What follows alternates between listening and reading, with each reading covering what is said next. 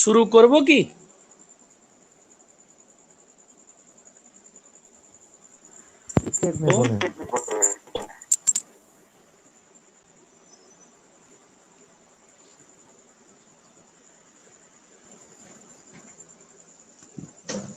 আমাদের সুপ্রিয় হযরত রুহুল আমিন সিরাজি ভাইজান, আমি কি শুরু করব? হ্যাঁ, এক মিনিট আমি বলছি, সবাই মিট করেন। শাহ আব্দুল্লাহ ভাই, আপনি মিট করেন। আসসালামু আলাইকুম সুপ্রিয় দর্শক। আজকে আমাদের একটি ডিবেট হওয়ার কথা ছিল। সেটা হচ্ছে যে তারাবির নামাজ সম্পর্কিত। তারাবির নামাজ কি 8 রাকাত নাকি 20 রাকাত? রাসূল সাল্লাল্লাহু আলাইহি ওয়াসাল্লামের সুন্নাহ কোনটি? যেটা নিয়ে আজকে আমাদের বাস হওয়ার কথা ছিল 10টার দিকে। তো 10টা প্রায় বেজে গিয়েছে, আমরা এখনই শুরু করব। তো প্রথমে আমি আগে আমাদের কয়েকটা কথা বলে নেই যে আহ সিরাজ ভাই, যদি আপনি একটু স্ক্রিনটা শেয়ার করতেন, আমি একটু দেখাতাম। হ্যাঁ, সুপ্রিয় দর্শক, আপনারা দেখতে পাচ্ছেন যে এটা হচ্ছে আমাদের আজকের বাহাসের বিষয়, তারাবির নামাজ 20 রাকাত নাকি 8 রাকাত। তো ওটার 20 রাকাতের পক্ষে হচ্ছেন আমাদের শাহ আব্দুল্লাহ ভাই, তিনি হচ্ছেন হানাফি দেওবন্দি। এবং 8 রাকাতের পক্ষ থেকে আহলে হাদিসের হয়ে বাস করবেন আমাদের শিহাব ভাই। তো প্রথমে আমাদের শাহ আব্দুল্লাহ ভাই 10 মিনিট বলবেন। 10 মিনিট বলার পরে শিহাব ভাই 10 মিনিট বলবেন। এভাবে করে আমরা ইনশাল্লাহ 1 ঘন্টার মতো বাসটা চালাবো। তো শাহ আব্দুল্লাহ ভাই, আপনার এখন আমার আমার মোবাইলে এখন বাজছে 10টা 4। আমি ঠিক 10 মিনিট পর আপনাকে, 8 মিনিটের মাথায় আমি আপনাকে একবার বলবো এবং 10 মিনিটের সময় আমি আপনাকে থামিয়ে দেবো। তো আপনি শুরু করতে পারেন। হ্যাঁ, স্টার্ট। সিরাজ ভাই, স্ক্রিনশট সরায় দেন। আসসালামু আলাইকুম ওয়া রাহমাতুল্লাহি ওয়া বারাকাতুহু। নাহমাদুহু ওয়া নুসাল্লি আলা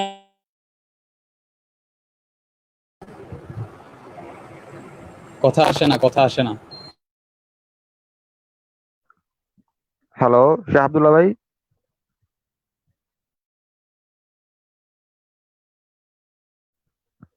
হ্যালো।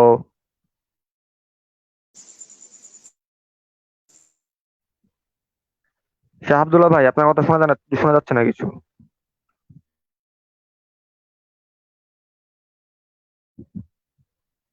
হ্যালো। হ্যাঁ, হ্যাঁ ভাই, আপনার কথা শোনা যাচ্ছে না এতক্ষণ, আপনি আবার পুনরায় শুরু করেন। 10টা 5 বাজে, এখন থেকে শুরু করেন, জি। আওয়াজ শুন।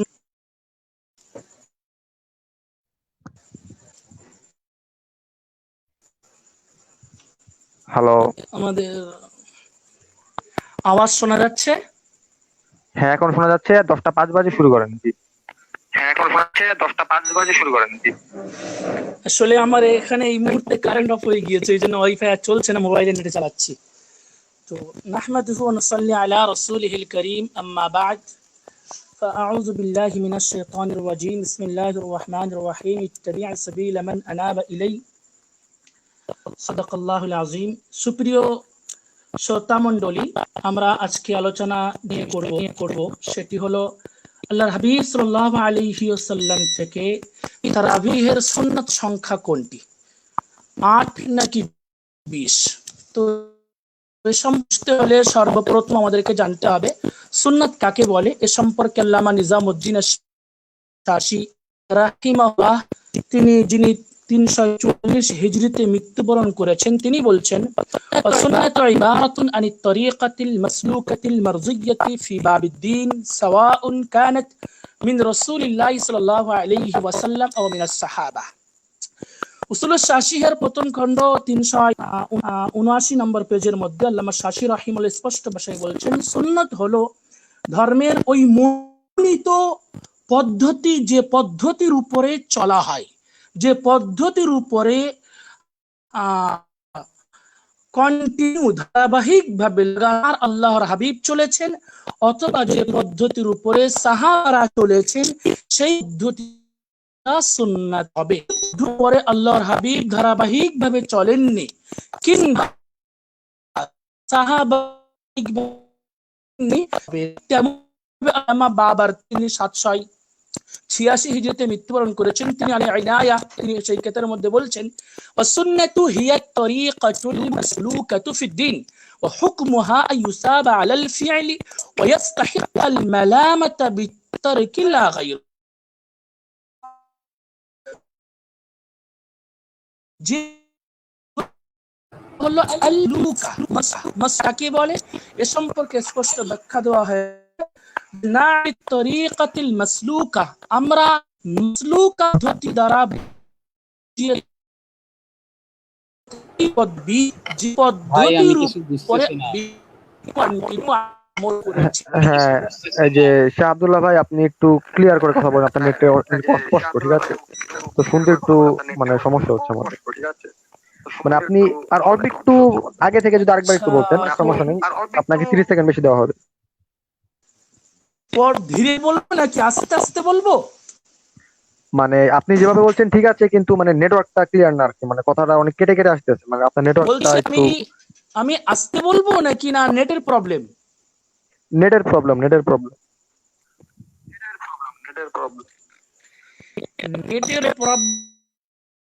হলে তো আমার কারেন্ট আসার অপেক্ষা করতে হবে। কারেন্ট থাকলে ওয়াইফাই থাকতো, কারেন্টটা নেই। আচ্ছা, আপনি কন্টিনিউ করেন, সমস্যা নেই, আপনাকে 1 মিনিট বেশি দেওয়া তো আমার হবে। টাইম তো যাই হোক, তরিকায়ে মাসলুকা হলে খুব ভালোভাবে বুঝতে মন্ডলী ভাই এভাবে যে এভাবে রদ করা যাবে পদ্ধতির না। উপরে আল্লাহর হাবিব আচ্ছা আচ্ছা, ওকে ওকে, সবাই থামেন। সিরাজি ভাই একটু কথা বলেন, সিরাজি ভাই। উফ, সিয়াব ভাই, আপনি কোনো কথা শুনতে পাচ্ছেন না? আমার কথা যেভাবে আসতেছে, আমার প্রত্যেকটা শব্দ যদি না শুনি তাহলে তো রদ করতে সমস্যা হবে, জবাব দিতে সমস্যা হবে, আলোচনায় সমস্যা হবে। তো এক কাজ করুন, তাহলে আপনি প্রথম বলুন। আপনার বলার মধ্যে হয়তো কারেন্টটা চলে আসতে পারে, তারপরে আমি না, কথা হচ্ছে কি, আমি তো মারফু হাদিসকে মানে সাবেত প্রমাণিত এটা আমি দাবি করি না। এখন যেহেতু আমি করি না, সেহেতু আমার কাছে কোনো ধরেন এরকম যে যেটা নাই সেটা তো নাই। তো এখন আপনি যেহেতু প্রমাণ করে, আপনি যেহেতু দাবি করেন মারফু হাদিসটাকে সহিহ, তো আপনাকে সহিহ প্রমাণ করতে হবে। অতএব যদি এতে জবাব দেওয়ার মতো কিছু থাকে তাহলে আমি জবাব দিতে পারি। তো ঠিক আছে। আপনার আমি যেগুলো বলছি একটু আস্তে আস্তে বলছি, আপনি হালকা করে শুনুন। বুঝে না আসলে দরকার হয় আমি আবার বলবো, রিপোর্ট কিন্তু এতক্ষণ অপেক্ষা করে একটা আয়োজন এখন তো এই নেট, এখন কারেন্ট কখন আসবে তা তো আমি বলতে পারবো না। আর আলোচনাটাও ক্যান্সেল করা যাচ্ছে না। এখন আপনার এখন তো আবার ক্লিয়ার আসছে আপনার কথা। এখন পরিষ্কার আসছে তো? জি জি ভাই, আপনি এই যে আবার আরেকটু আগে থেকে আবার নতুন করে স্টার্ট করেন, মানে পুরোপুরি স্টার্ট করা লাগবে না, কিছুক্ষণ আগে থেকে আরেকবার শুরু করেন, তাহলে আপনাকে দেখি ইনশাআল্লাহ আমরা 3 মিনিট বেশি দেবো। বলেন। জি, শ্রোতা মণ্ডলী, উদ্দেশ্য হলো সুন্নাত কাকে বলে সর্বপ্রথম এটা বোঝা। সুন্নাত সেই আমলকে বলে যে আমলটা আল্লাহর হাবিব ধারাবাহিক ভাবে করেছেন, কন্টিনিউ করেছেন, লাগাতার করেছেন, অথবা আল্লাহর হাবিবের সাহাবারা যে আমলটা কন্টিনিউ করেছেন, ধারাবাহিক করেছেন, সেটাই হলো সুন্নাহ। এ সম্পর্কে আল্লামা নিজামুদ্দিন শাসি, তিনি 344 হিজরিতে মৃত্যুবরণ করেছেন, সম্পর্কে স্পষ্ট হয়ে বলেছেন উসুল শাসিতে। এবং আল্লামা বাবরতি রাহিমাহুল্লাহ আল ইনায়া কিতাবের মধ্যে উনিও বলেছেন as-সুন্নাহ হিয়াতুল মাসলুকাতু ফিদ-দ্বীন, তথা সুন্নাহ এমন একটি পদ্ধতির উপরে চলা হয় বলতে ধারাবাহিক পদ্ধতিটা ধারাবাহিক ভাবে করেছেন, অথবা সাহাবারা যে পদ্ধতিটা ধারাবাহিক ভাবে অবলম্বন করেছেন, সেটা হলো সুন্নাহ। এখানে আত-তরিক মাসলুকার ব্যাখ্যায় লেখা হয়েছে নানি বিত-তরিকাতিল মাসলুকাতি মা ওয়াজাবা আলাইহি ওয়া লাম ইয়াতরুক ইল্লা আলাইহি সাহাবা। তরিকা মাসলুকা তথা মাসলুকা পদ্ধতিকে বোঝানো হয় যে করেছেন, যে অবলম্বন করেছেন হ্যালো করেছেন শাহ আব্দুল্লাহ ভাই, এখন যারা শাহ আব্দুল্লাহ ভাই, 8 রাকাত তারাবি সুন্নাহ, এই লাইনটা আরেকবার একটু বলেন,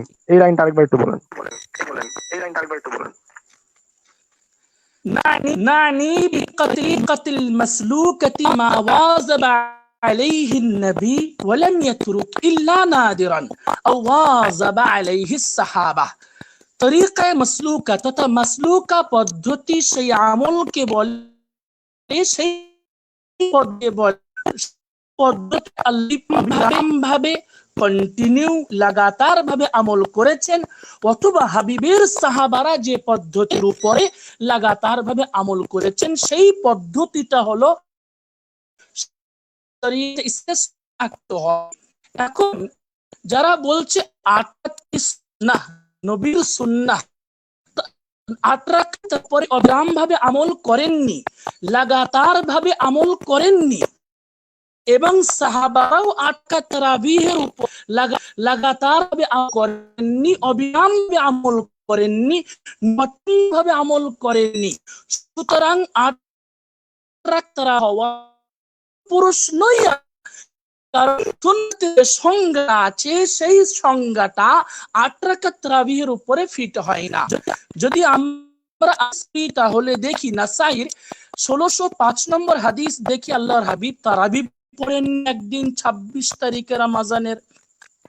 আবার 1382 নম্বর হাদিসকে যদি আমরা ফলো করি তাহলে দেখি আল্লাহর হাবিব কোনদিন 4 রাকাত পড়েছেন। যদিও এগুলো তাহাজ্জুদের হাদিস, আমাদের হাদিস বন্ধুরা তাহাজ্জুদের হাদিসকে তারাবির জন্য ফিট করে, তো আমি সেই হিসাবে বলছি পড়েছেন রাতের সালাত 1382 নম্বর হাদিস। ঠিক তেমনি আবু দাউদের 1362 নম্বর হাদিস এসেছে আল্লাহর হাবিব 6 রাকাত পড়েছেন কোন দিন। আবার 1362 নম্বর হাদিস আবু দাউদের এতে এসেছে আল্লাহর হাবিব কখনো 8 রাকাত পড়েছেন, আবার এসেছে কখনো 10 রাকাত পড়েছেন, আবার সহিহ মুসলিমের হাদিসে এসেছে 12 রাকাত পড়েছেন। তাহলে রসুল থেকে কোনোদিন আমরা আমল পাচ্ছি যে মোটে পড়েননি, আবার কোনোদিন রসুলের আমল 4 রাকাত পড়েছেন, আবার কোনোদিন 6 রাকাত পড়েছেন, আবার কোনোদিন 8 রাকাত পড়েছেন, আবার কোনোদিন 10 রাকাত পড়েছেন, আবার কোনোদিন 12 রাকাত পড়েছেন। তাহলে সুন্নাহ কি করে হয়? এই সংখ্যার উপরে আল্লাহর হাবিব তো লাগাতার ভাবে আমল করেননি, তাহলে এই সংখ্যাটা সুন্নাহ হতে পারে না।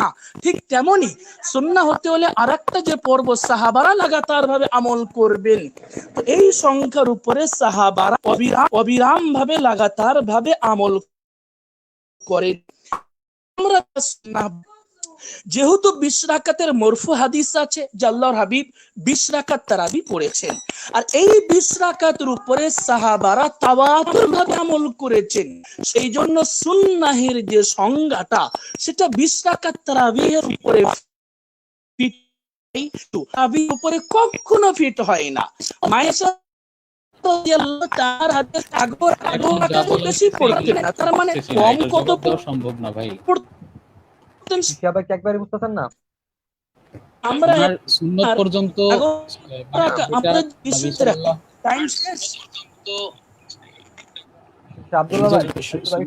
সুন্নতের সংজ্ঞা দিবেন, সুন্নতের সংজ্ঞা পর্যন্ত বোঝা গেছে এবং এতটুকু বোঝা গেছে যে হুজুর সাল্লাল্লাহু আলাইহি সাল্লাম এটার উপরে আমল করতেন না, এরপরে কিছুই বোঝা যাইতেছে।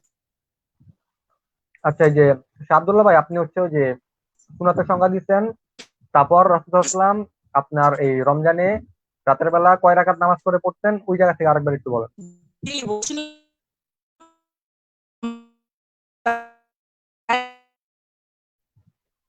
বোঝা যায় না ভাই, কিছু বোঝা যায় না, আরেকবার একটু বলেন।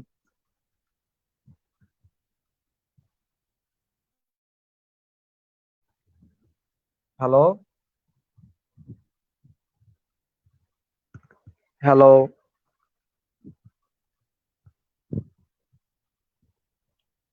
আচ্ছা, সিরাজি ভাই আপনি আছেন?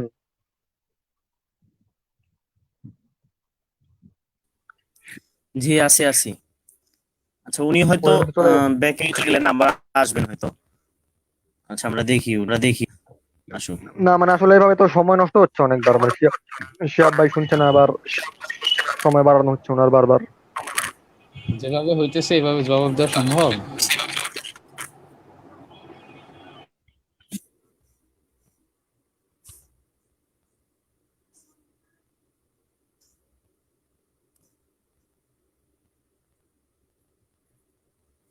আচ্ছা তাহলে দেখি আরেকবার উনি নেট ঠিক করে দেখি আসুক, যদি নেট ঠিক করে আসতে পারে তাহলে আমরা কন্টিনিউ রাখবো, অথবা আচ্ছা, নেট ঠিক করলে কি আমরা প্রথম থেকে স্টার্ট করব?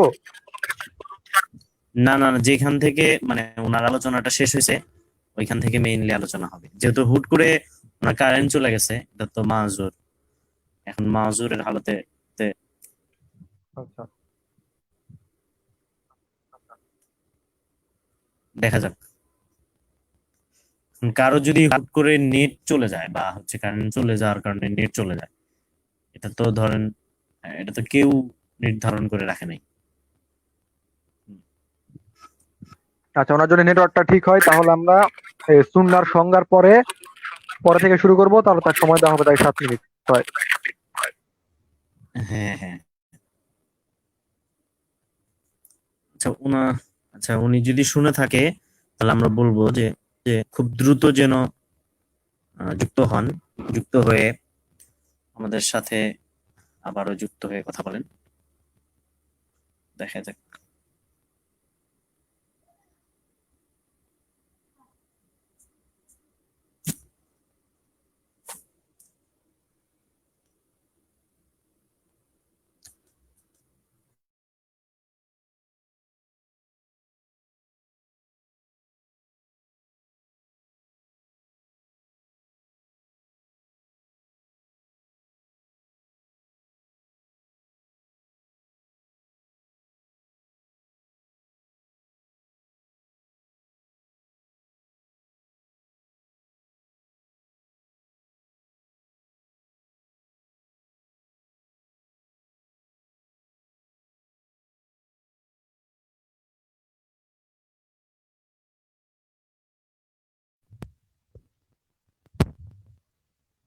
দর্শক মণ্ডলী দেখতে আমরা বলছি যে আচ্ছা, প্রায় আপনারা 63 জন মানুষ আমাদের আজকে লাইভটি দেখছেন। সকলকে অসংখ্য অসংখ্য ধন্যবাদ। আসলে আমাদের একজন ডিবেটারের নেটওয়ার্কের সমস্যা থাকার কারণে আসলে আমরা কন্টিনিউ করতে পারছি না। ইনশাল্লাহ তিনি দ্রুতই ফিরে আসবেন। তো আশা করব আমি যে কেউই আসলে গালাগালি করবেন না। হ্যাঁ, আমি দেখলাম তো অনেকেই অ্যাটাকিং ভাষায় কথা বলছেন। হানাফি বা আহলে হাদিস যে কোনো ভাইয়েরই হোক, আপনারা একটু কথার লাগাম ধরে রাখবেন। কেউ কাউকে কটাক্ষ করে কথা বলবেন না।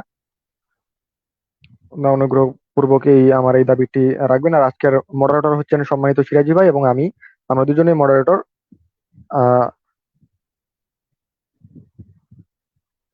ইনশাল্লাহ তিনি খুব দ্রুতই ফিরে আসবেন। তো আপনারা কেউ যাবেন না, আশা করছি। আপনারা ধৈর্য ধরে বসে থাকুন। কিছুক্ষণের মধ্যেই তিনি এসে পড়বেন। যদি বেশি দেরি হয়ে যায় তাহলে আজকে আমরা আসলে কন্টিনিউ করবো না, আর আপনাদেরও বেশি সময় নষ্ট করবো না।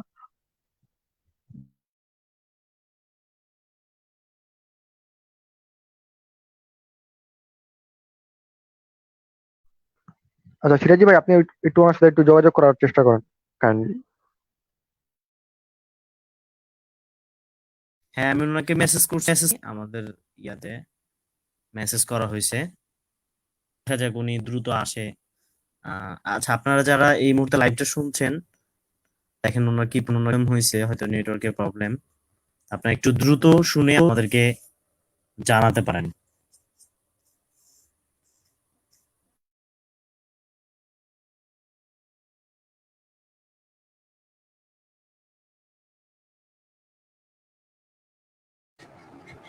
আপাতত যা বলে গেছে সেগুলোর জবাব দিব নাকি আমি? না না সেটা না কিছু ভাই। বলে নাই। আচ্ছা আচ্ছা আচ্ছা। আচ্ছা সিরাজি ভাই, এখানে আবার অনেকে কমেন্ট করতেছে যে মানে কি রফিকুল মাদানি উনি আবার বলতেছে যে আহ আজ আমাদের শাহ আব্দুল্লাহ ভাইয়ের বদলে উনি ভাস করবেন, ওনাকে যুক্ত করা হোক। এটা কি আদৌ সম্ভব কিনা? হ্যালো। আরে না ভাই, মাথা খারাপ হয়েছে? না না না, আমি ডিসিশন নেই ভাই। ডিসিশন নেই। হ্যাঁ, আমাদের শাহ আব্দুল্লাহ ভাই এসে পড়েছেন। সবাই একটু মিউট করেন কাইন্ডলি। সবাইকে মিউট, সিরাজি ভাই সবাইকে মিউট করেন। আমি বলি, সিরাজি ভাই সবাইকে একটু মিউট করেন কাইন্ডলি।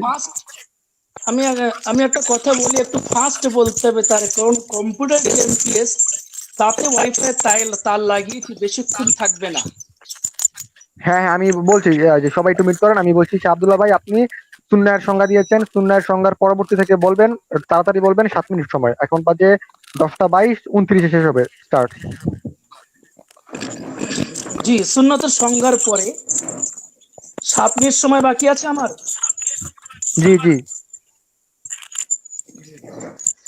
এবারে আমরা যে সুপ্রিয় শ্রোতা মণ্ডলী, তো আমরা 20 রাকাতকে সুন্নাহ বলি কেন? যেহেতু 20 রাকাতের সপক্ষে একটি মরফু হাদিস আছে, দুটি মরফু হাদিস আছে, আর ওই 20 রাকাতের উপরে সাহাবারা অবিরাম ভাবে আমল করেছেন, সেই জন্য সেটাকে আমরা সুন্নাহ বলি। এখন 20 রাকাতের হাদিসের মধ্যে আবু সাইবা তথা একজন রাবি আছে, সেই রাবির উপরে আমাদের আহলে হাদিস বন্ধুরা বিভিন্ন যারা পেশ করে থাকে, পেশ করে বলতে চাই যে ওই হাদিসটা 20 রাকাতের মরফু হাদিসটা দুর্বল।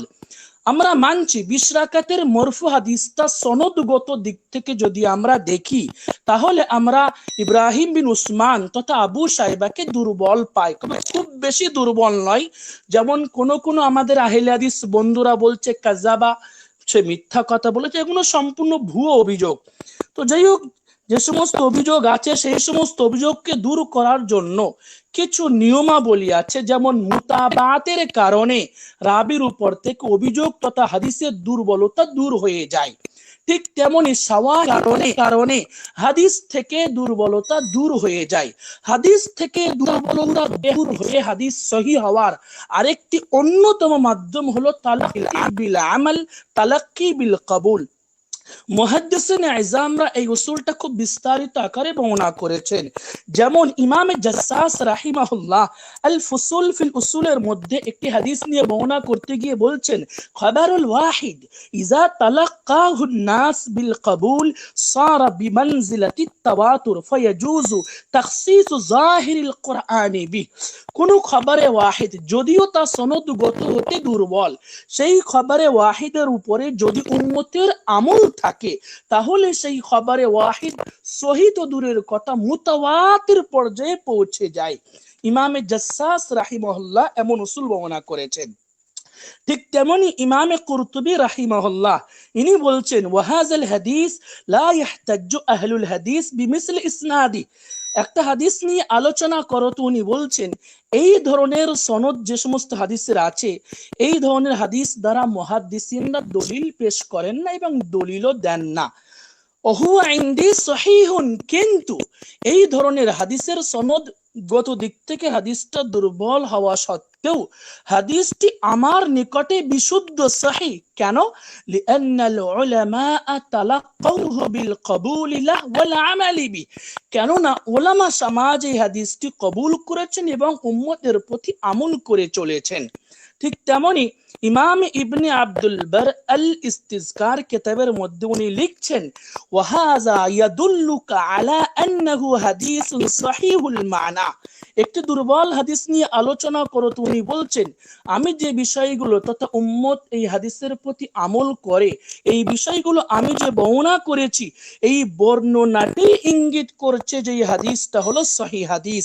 কারণ বর্ণনা করছেন, ইউতালাক্কা বিল কবুলি ওয়াল আমালিল্লাযী হুয়া আকওয়া মিনাল ইসনাদিল মুনফারিদ।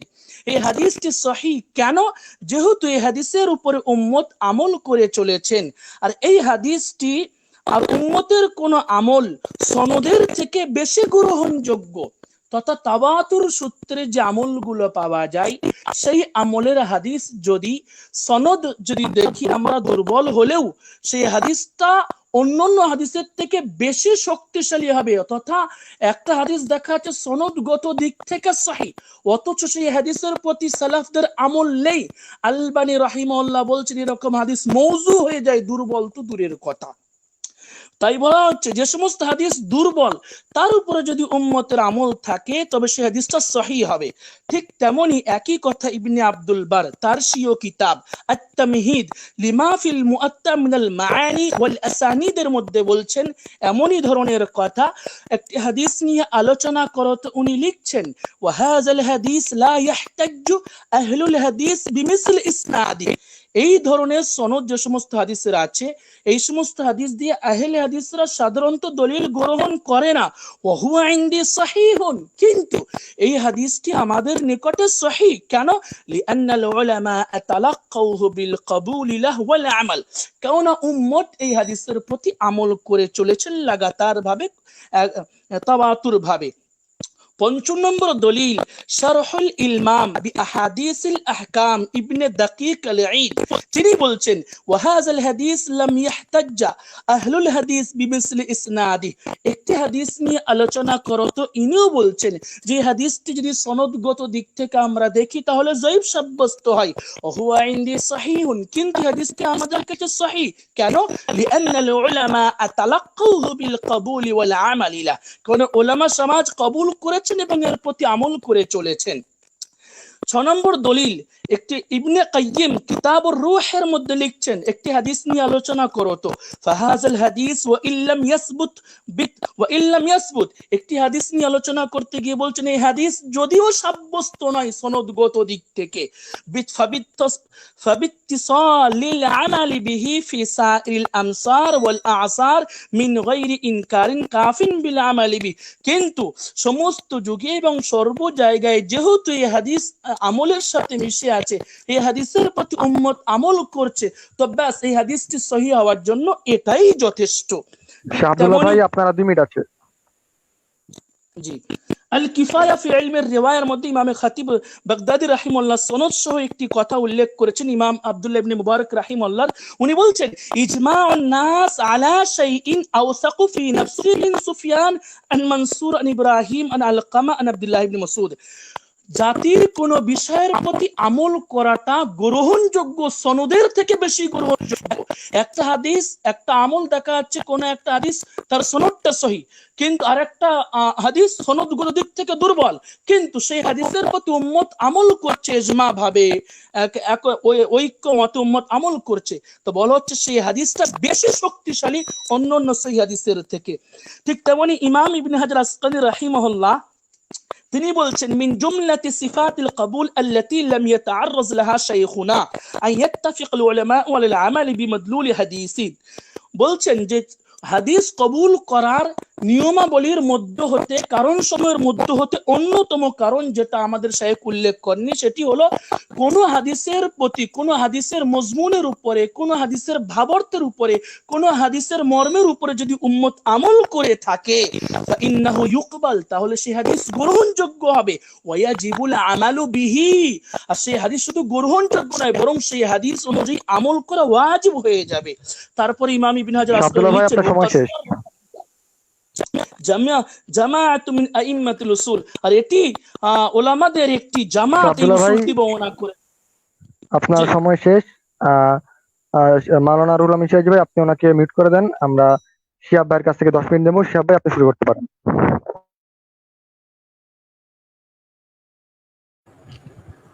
আসসালামু আলাইকুম ওয়া রাহমাতুল্লাহি ওয়া বারাকাতুহু। অনেক সুন্দর আলোচনা শুনলাম এবং আমি শাহ আব্দুল্লাহ সাহেব যতগুলো কথা বলেছেন সবগুলো আমি কবুল করে নিচ্ছি, ঠিক আছে।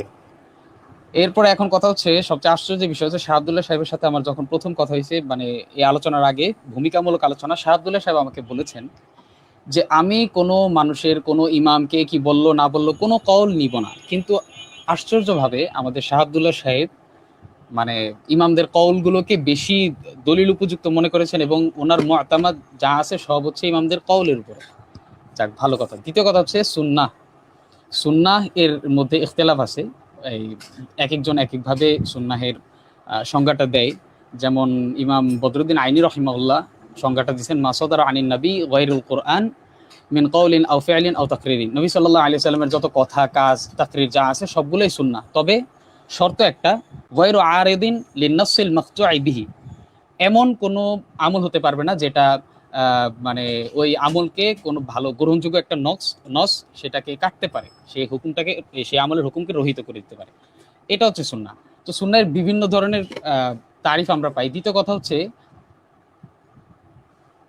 সুন্নাহ, এখন আমাদের আলোচনা বিষয় হচ্ছে সুন্নাহ কি 8 রাকাত নাকি 20 রাকাত। এখন হযরত যেটা বললেন সুন্নাহ হচ্ছে যেটার মধ্যে হুজুর সাল্লাল্লাহু আলাইহি ওয়াসাল্লাম মুয়াজ্জিব ছিলেন, ধারাবাহিকভাবে আমল করেছেন, কথা হচ্ছে কি, প্রশ্ন এটা যে 20 রাকাতের উপর কি হুজুর সাল্লাল্লাহু আলাইহি সাল্লাম ধারাবাহিকভাবে আমল করেছেন, এটা প্রমাণিত? এটা হচ্ছে দ্বিতীয় দ্বিতীয় কথা হচ্ছে তিনি ইমামদের কওল যে যখন হাদিস প্রসিদ্ধ হয়ে যায়, সবাই উম্মত কবুল করে নেয়, আমলটা কবুল করে নেয়, তখন সেই হাদিসটা গ্রহণযোগ্য হয়ে যায়। আমি তার কাছে একটা প্রশ্ন, পরবর্তীতে তিনি আমাকে জবাব দিবেন। হাদিস, এখানে আমরা এই আলোচনার মধ্যে হাদিস দুই ধরনের পাই, একটা হচ্ছে মারফু এবং একটা হচ্ছে মওকুফ। তিনি আমাকে এমন উসুল দিবেন যেখানে মওকুফ হাদিসকে ইমামরা সহিহ বলেছেন, এরপরে সেই অনুপাতে মারফু হাদিসটাকেও সবাই সহিহ বলে গ্রহণ করে নিছেন।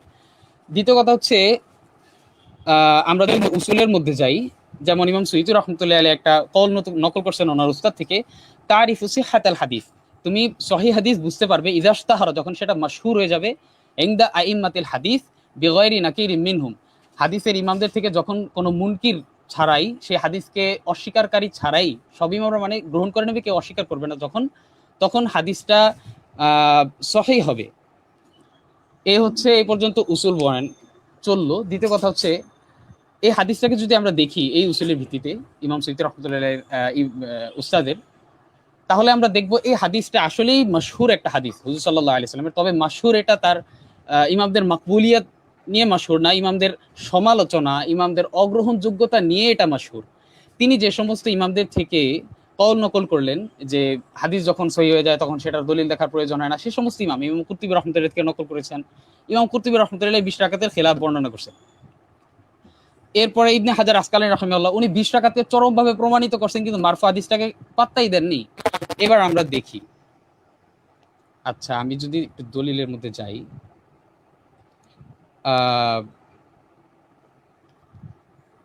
ইমাম ইবনে বাত্তাল রাহিমাহুল্লাহ, যিনি 449 হিজরির মানুষ, তিনি 20 রাকাতের মারফু হাদিসটা উল্লেখ করে বলছেন, ইব্রাহিম হাদা, এই যে ইব্রাহিম ইবনে ওসমান ওয়াজাদ্দু বানি শাইবা ওয়া হুয়া দাঈফ, সে দাঈফ, ফালা হুজ্জাতা ফি হাদিসি, তার হাদিসের মধ্যে কোনো হুজ্জাতই নাই। ওয়াল মারুফ, এবং প্রসিদ্ধ বিষয় হলো আল কিয়াম বি 20 রাকাতান ফি রমাদান আন উমর ওয়া আলী। তিনি বলতেছেন প্রসিদ্ধ বিষয় হচ্ছে এই যে 20 রাকাত, এটা নেওয়া হয়েছে ওমর রাদিয়াল্লাহু আনহু আমল থেকে, আলী রাদিয়াল্লাহু আনহু আমল থেকে। তো আমরা দেখতেছি যে এটা মাশহুর হয়ে গেছে, যেটা ওমর রাদিয়াল্লাহু আনহু আমল থেকে মাশহুর, আলী রাদিয়াল্লাহু আনহু আমল থেকে মাশহুর। কিন্তু তাদের কাছে কি উসুল ছিল না যে এটা যেহেতু মাওকুফ হাদিসটা মাশহুর, অতএব তাহলে তো মারফু হাদিসটা মাশহুর হয়? আচ্ছা, তিনি ইবনে হাজার আসকালানী রাহিমাহুল্লাহ থেকে নকল করেছেন যে ইবনে হাজার আসকালানী রাহিমাহুল্লাহ বলেছেন যখন হাদিস মাশহুর হয়ে যায় তখন আর দলিল দেখার প্রয়োজন হয় না।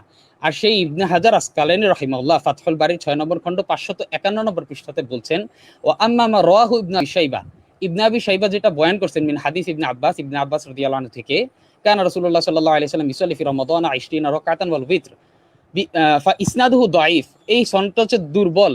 ওয়াকাদ আরাদাহু, এটার মুআরিদ হলো, এই হাদিসটার মুনকির হলো হাদিস আয়েশা হাদা, আয়েশা রাদিয়াল্লাহু আনহার 11 রাকাতের হাদিস ফি সহিহাইন, যেটা সহিহাইনের মধ্যে আছে, মা কাউনিহা আলামা বিহালিন নবী সাল্লাল্লাহু আলাইহি ওয়াসাল্লাম লাইলান মিন গায়রিহা। তিনি হাদিসটাকে এই অবস্থায় বর্ণনা করছেন যে তিনি তার থেকে অন্যদের তুলনায় রাতে নবী সাল্লাল্লাহু আলাইহি সাল্লামের আমলের ব্যাপারে সবচেয়ে বেশি জ্ঞাত। ইবনে হাজার আসকালানী রাহিমাহুল্লাহ সাহিবুল ইমামুল জারহি ওয়াল তা'দীল। একটু মাঝখানে ইন্টারাপ্ট করছি, সেটা হচ্ছে যে আমাদের যে আপনার যে প্রতিপক্ষ উনি নাই, উনি চলে গেছে কারণ নেটওয়ার্কের প্রবলেম, বুঝছেন? তো উনি আসা, তাহলে আর কারণ আপনি যেগুলো অনেক চলে গেছে এবং কোন পর্যন্ত আমি জবাব দিছি, উনি কোন পর্যন্ত পেয়েছেন? হ্যাঁ, এটা আমি রাখছি। আচ্ছা, ওই জন্য আমি বলতেছি যে উনি একটু আসলে তার কারণ আপনারটা তারপর খণ্ডন করতে হবে, যদি না শুনে তাহলে তো আবার ইয়া করতে পারবে না। আমি এখন যা বলছি তখন স্ক্রিনে ছিলাম না, আমি সব শোনা গেছে? হ্যাঁ, সব শিহাব ভাই আপনার কথা সব শোনা গেছে। শাহ আব্দুল্লাহ ভাইকে আমি প্রশ্ন করি, শাহ আব্দুল্লাহ ভাই আপনি কতটুকু পর্যন্ত শুনেছিলেন একটু বলেন। আমি 3 নম্বর প্রশ্ন, মরফু হাদিস দেখাতে হবে, কোন মরফু হাদিসকে তালাক্কি বিল কবুলের কারণে সহি বলা হয়েছে, এটা দেখাতে হবে, এই প্রশ্ন পর্যন্ত শুনেছি। আচ্ছা ঠিক আছে, তো শিহাব ভাই আপনি সেখান থেকে কন্টিনিউ করেন, আপনার সময় 6 মিনিট। এরপরে যদি এভাবে এরকম হয় তাহলে ভাসটা চলবে না ভাই সামনে, বুঝছেন? আচ্ছা, তো আপনি ওই পর্যন্ত শুনছেন, যাই হোক। তো এখন কথা হচ্ছে উসুল দেখাতে বলছিলাম যে মারফু হাদিসটা, আচ্ছা আমাকে 7 মিনিট দিছেন, এটা তো মানে কি পিছনের যা আছে ওই সহ 7 মিনিট? আমি তো বলে ফেলছিলাম, এখন আবার আগের গুলো 7 দোহরাইতে মিনিট, হইতেছে। আপনার মোট সময় 6 মিনিট বলছিলাম, 6 মিনিট বলেন। আচ্ছা যাই হোক, তো এটা হচ্ছে উসুল। এমন কোন নিয়ম নীতি আছে কিনা যে উম্মত যদি কোনো আমল কবুল করে নেয়, ওই আমল সংক্রান্ত যত হাদিস আছে সবগুলো সহিহ, এরকম কোন উসুল আছে কিনা, অথবা এমন কোন মেসাল আছে কিনা যারা যারা তাদিলের বিচারে ইমামগণ করছে যেটা। তো আরেকটা বিষয় হচ্ছে, এমন কথাটা, এই কথাটা উনি যেটা বলছে এটা আমরা কবুল করে নিতে পারতাম যদি এমন হতো যে মারফু হাদিসের ব্যাপারে কোনো ইমাম কথা বলেন নাই, সবাই চুপ, তাহলে একটা বিতর্ক হইতে পারতো। আমি বুঝতেছি না যে এই বিতর্কটা হইতেছে কি কারণে। কারণ যাদের কাছ থেকে তিনি এই সমস্ত দলিলগুলো নকল করতেছেন, সে সমস্ত ইমামগণ, ইমাম ইবনে বাত্তার রাহিমাহুল্লাহ 449 হিজরির মানুষ, তার থেকে নকল করলাম আমি। তো তারপরে ইবনে হাজার আসকালী রাহিমাহুল্লাহ থেকে তিনি এই উসুল নকল করছেন, আমিও তার থেকে দিলাম। যে তিনি বলতেছেন এই যে ইবনে আবি শাইবার এই হাদিসটা আরাদাহু হাদিস আয়েশা হাদা, আয়েশা রাদিয়াল্লাহু আনহার এই 11 রাকাতের হাদিসের বিরোধী। আয়েশা রাদিয়াল্লাহু আনহার এই হাদিসটা মুনকির, এবং আবু শাইবার হাদিসটা হচ্ছে মুনকার। দ্বিতীয় কথা হচ্ছে ইব্রাহিম ইবনে ওসমান এর ব্যাপারে হাফেজ জাহাবী রাহিমাহুল্লাহ, এ হচ্ছে আরেকজন। ইবনে হাজার আসকালী রাহিমাহুল্লাহ, এ হচ্ছে জাহাবী রাহিমাহুল্লাহ। ইমামুল জারহি ওয়াত তা'দিল যাদেরকে বলা হয়, তিনি বলতেছেন ওয়ামিন মানাকিরি আবি শাইবা, আবু শাইবার অনেকগুলো মুনকার হাদিস আছে। তার মধ্যে কিছু হলো, একটা হলো মা রাওয়াল বাগাবী আম্বানা মানসুর ইবনে আবি মুজাহিম আম্বানা আবু শাইবা আনিল হাকাম আন মিকসাম আন ইবনে আব্বাস কানা রাসূলুল্লাহ সাল্লাল্লাহু আলাইহি ওয়াসাল্লাম ইসাল্লি ফি শাহরি রমাদান ফি গায়রি জামাআতিন 20 রাকাতান ওয়াল উইতর।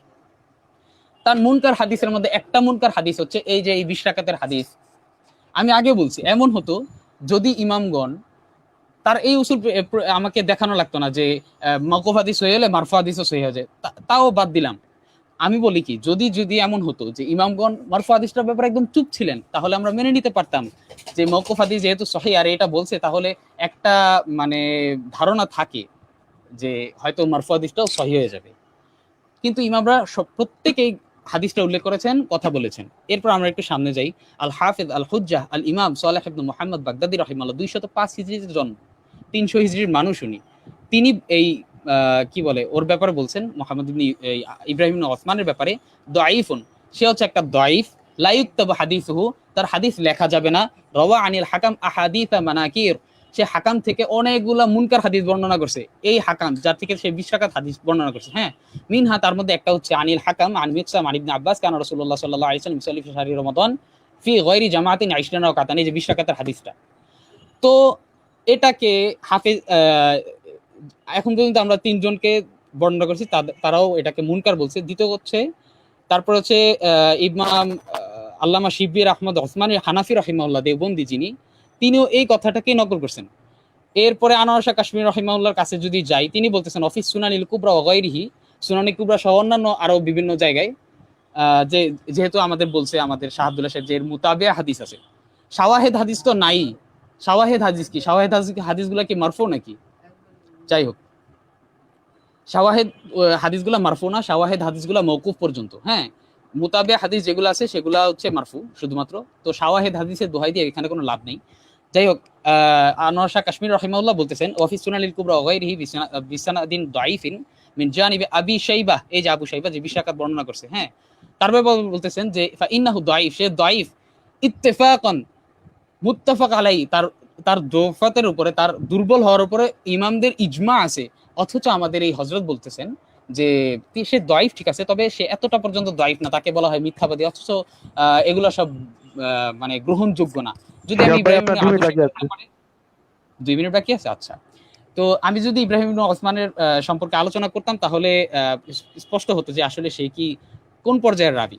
যাই হোক, তো আনোয়ার শাহ কাশ্মীর রাহিমাহুল্লাহ বলতেছে ফাইনাহু দাঈফুন ইত্তেফাকান 20 ও তিনি বলতেছে ওয়া আম্মা 20 রাকাতান আল আন, যেহেতু প্রমাণ হয়ে গেছে যে সে দাঈফ, সে এমন পর্যায়ের দাঈফ, তার হাদিসের মধ্যে কোনো গ্রহণযোগ্যতা নাই, তো সেই হিসেবে তিনি বলতেছেন আল আন, এখন ইন্নামা হুয়া, এই 20 রাকাতটা এখন শুধুমাত্র সুন্নাতুল খুলাফায়ে রাশিদিন, এটা হচ্ছে খোলাফায়ে রাশিদিনের সুন্নাত, এটা হচ্ছে আল আরিফ শাহদির মধ্যে তিনি বলছেন। তো এই যে কত বড় কথাটা, তিনি বলতেছেন সে যেহেতু হুজ্জত না, হাদিস যেহেতু লেখা যায় না, গ্রহণ করা যায় না, অতএব এখন এই 20 রাকাতটা বাকি থাকলো শুধুমাত্র খোলাফায়ে রাশিদিনের থেকে। তো যদি তারা কি এই হাদিসটা, এই উসুল কি জানতেন না যে যেই আমল উম্মত গ্রহণ করে নেয় তার সেই হিসেবে সেই আমলের সংক্রান্ত যত হাদিস আছে, মাওকুফ, মারফু, মাকতু, মুরসালের আব্বা, যাই হোক যত প্রকার হাদিস আছে আমাকে শাহ আব্দুল্লাহ সাহেব হুজুর বলছেন সব সহিহ।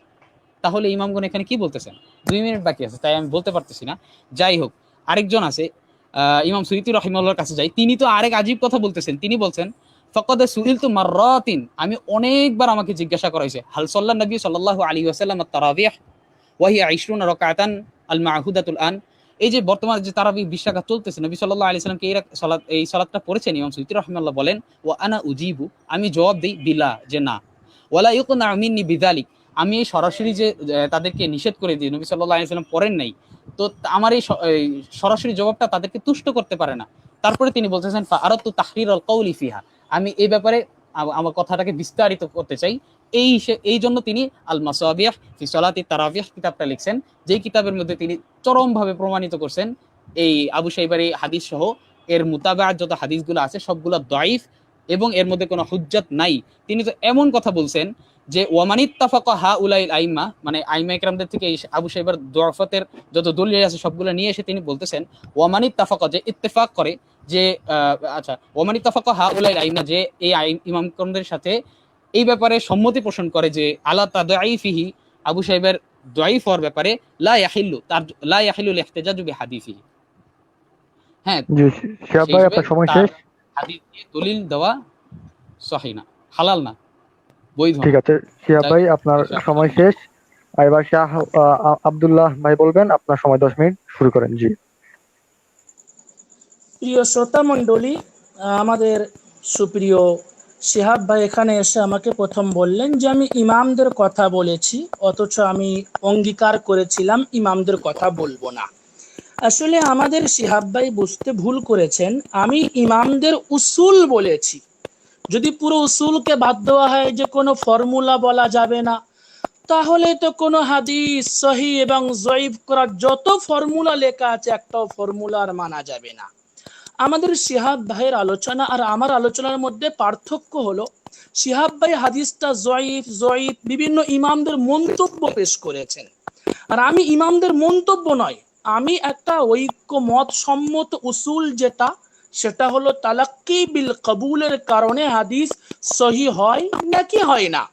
আমরা শুধু এতটুকু বোঝাতে চেয়েছি জাতিকে যে তালাক্কি বিল কবুলের কারণে হাদিস সহিহ হয়, আর আমরা এই 20 রাকাতের হাদিসের উপরে তালাক্কি বিল কবুল পাচ্ছি।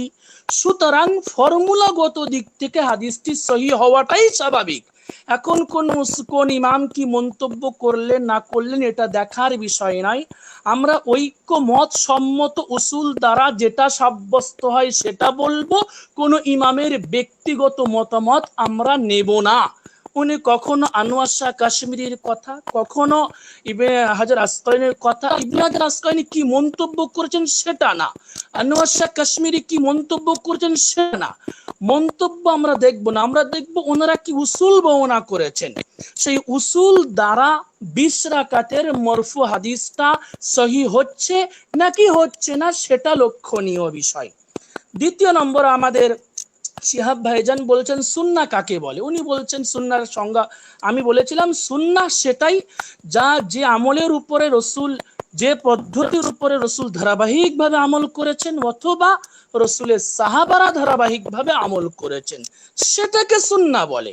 এখন আমাদের শিহাব ভাই বলছেন যে সুন্নাহ রসুলের কথা, কর্ম এবং কাজকে সুন্নাহ বলে একটা হাওয়ালা দিয়ে শেষ করলেন।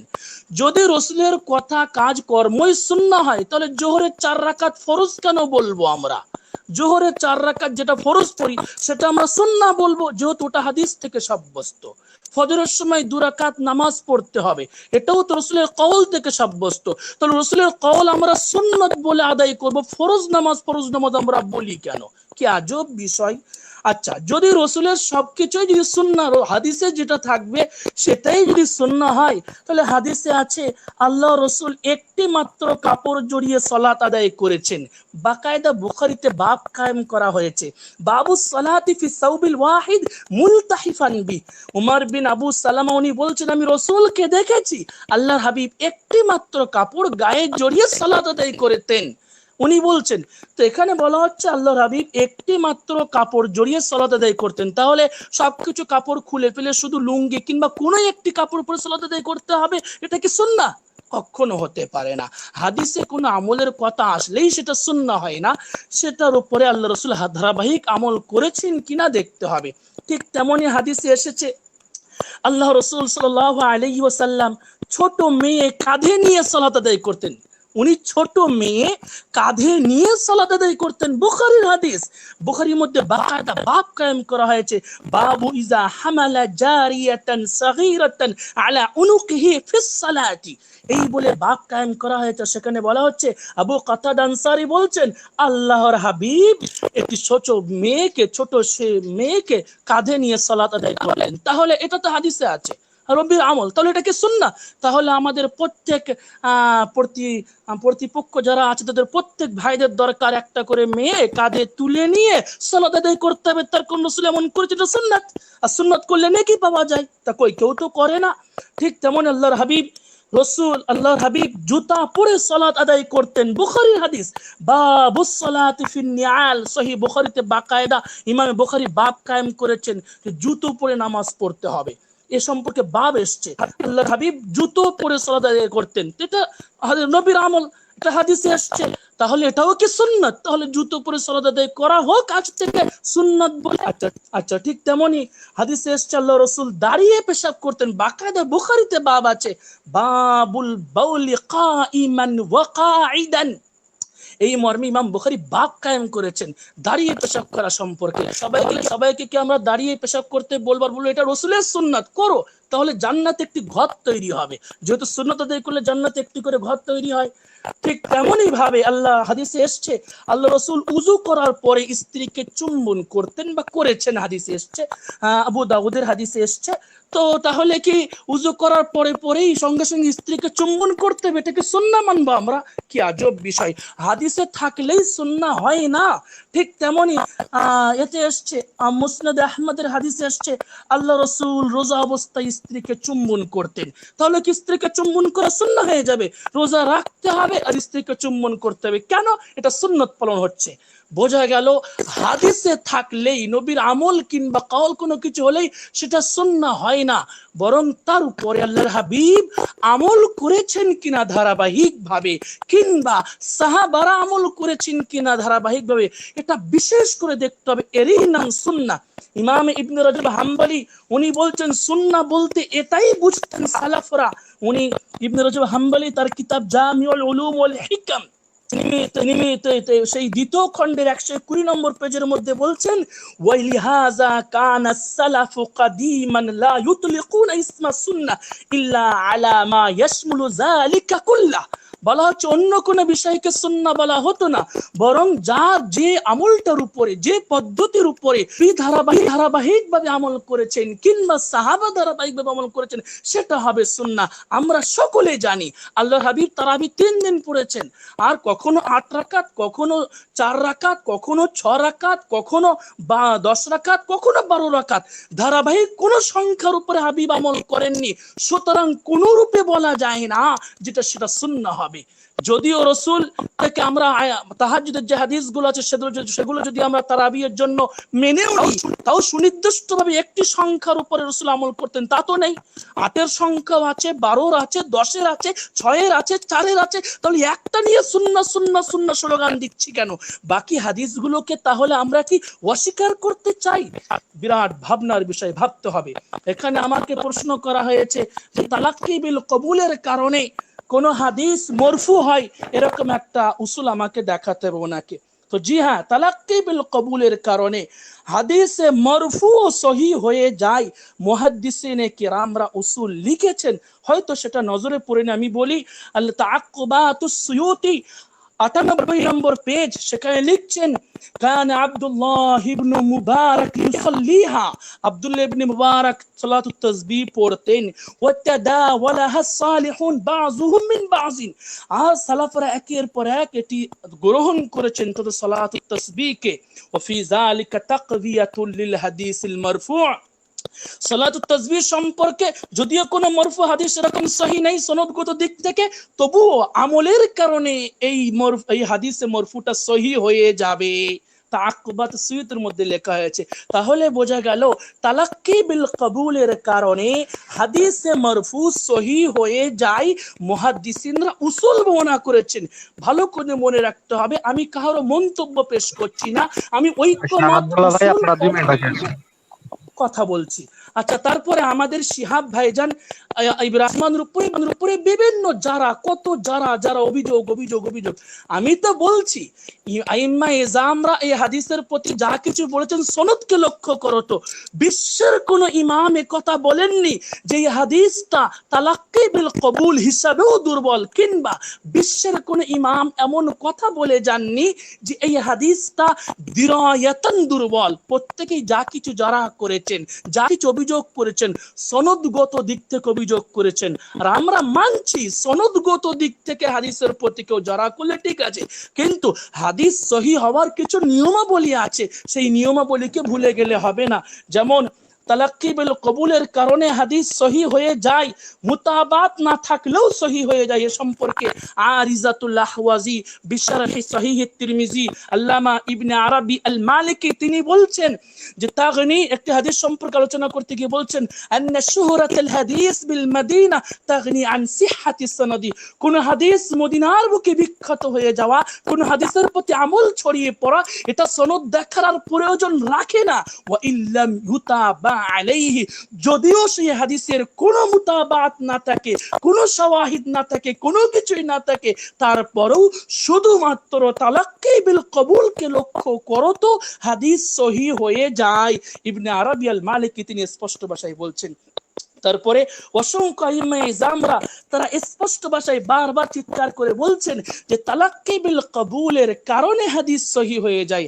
আমাদের শিহাব ভাই আরেকটা আপত্তি করেছিলেন এখানে, যে কেউ বলেছেন যে কারো ইনকার থাকলে হবে না, তো সেই হাদিসের প্রতি কেউ ইনকার করছেন এমন থাকলে হবে না। তো ওই উসুলটা একজন ইমাম হয়তো বর্ণনা করেছেন, কিন্তু বাকি ইমামরা শুধুমাত্র মুতলাকান বর্ণনা করেছেন। আর আমরা জানি মুতলাক সম্পর্কে উসুল হলো আল মুতলাকু ইয়াজরি আলা ইতলাকিহি। যখন কোনো শব্দ বিনা কায়েদে বলা হবে, তখন সেই শব্দটা বিনা কায়েদ হিসাবে ধরে নিয়ে তার উপরে বিধান ফিট করতে হবে। ঠিক তেমনই বলা হয়েছে আব্দুল্লাহ ভাই, আপনার সময় শেষ। আশা করছি আপনার বক্তব্য সম্পূর্ণ হয়েছে। তো শিহাব ভাই, আপনি শুরু করবেন, আপনার সময় 10 মিনিট।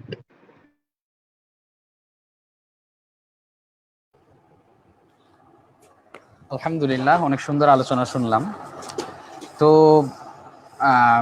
কি বলবো, শুরুতে আমাদের হযরত একটা কথা বলছে যে যেহেতু হুজুর সাল্লাল্লাহু আলাইহি ওয়াসাল্লাম আমল যা পাই, তাকরীর যা পাই, সেগুলো সবই কি তাহলে সুন্নাহ নাকি? তাহলে তো ফজরের সালাত সুন্নত হয়ে যায়, জোহরের সালাত সুন্নত হয়ে যায়।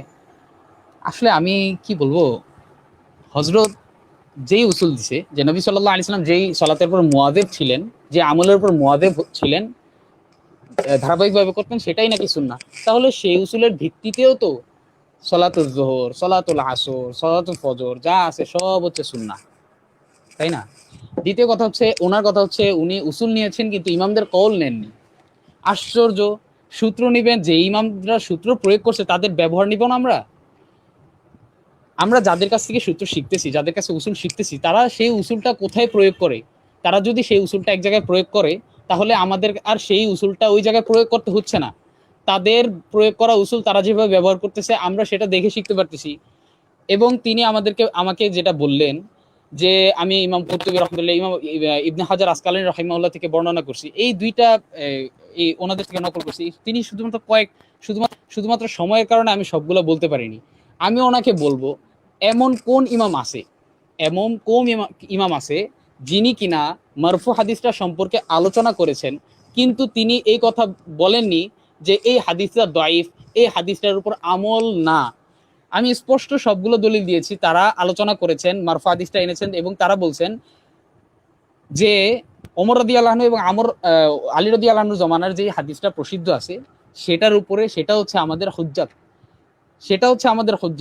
তারা সেটা নিয়ে আলোচনা করেছেন মারফু হাদিসটা, কিন্তু তারা প্রত্যাখ্যান করছেন। অতএব শুধুমাত্র উসুলটা নিয়ে, উসুলটার প্রয়োগ আমরা না জেনে, উসুলটার প্রয়োগ ইমামরা কোথায় করছেন সেটা আমরা না নিয়ে, জোর করে তাদের উসুলের উপর আমরা যদি এটা চাপিয়ে দিই যে আপনারা বলছেন আমল কবুল হয়ে আমল প্রসিদ্ধ হয়ে গেলে সবগুলা হাদিস সহি হয়ে যায়, তাহলে এই মারফু হাদিসটাকে সহি বানাই, এটা আমাদের একটা জোর জবরদস্তি, তাদের উপর চাপ প্রয়োগ। আমি যদি আপনাকে দেখাই যে তারা স্পষ্ট বলছেন, এই দেখেন, আমি এর আগে ইমাম ইবনে বাত্তাল রাহিমাহুল্লাহ থেকে নকল করছিলাম, বদরুদ্দিন আইনি হানাফি রাহিমাহুল্লাহ থেকে তিনি একটা কথা বলছেন, উসুলটা আবার নকল করছেন। আমি তাদের থেকে দেখেছি, আসলে আমি কি বলবো, যারা যে সমস্ত ইমামরা মারফু হাদিসটা নিয়ে কথা বলছেন তাদের কি কারো এই খেয়াল ছিল না যে এই আমলটা উম্মত কবুল করে নিছে, এই আমলটা আমল এখন পর্যন্ত জারি আছে, অতএব কিভাবে তারা এই হাদিসটার খেলাফ বই লেখে, এই হাদিসটার কে তারা রদ করে কিভাবে? এর কোনো জবাব আছে? আমরা ইমামদের থেকে উসুল নিতেছি অথচ ইমামদের উসুলের প্রয়োগ নিব না?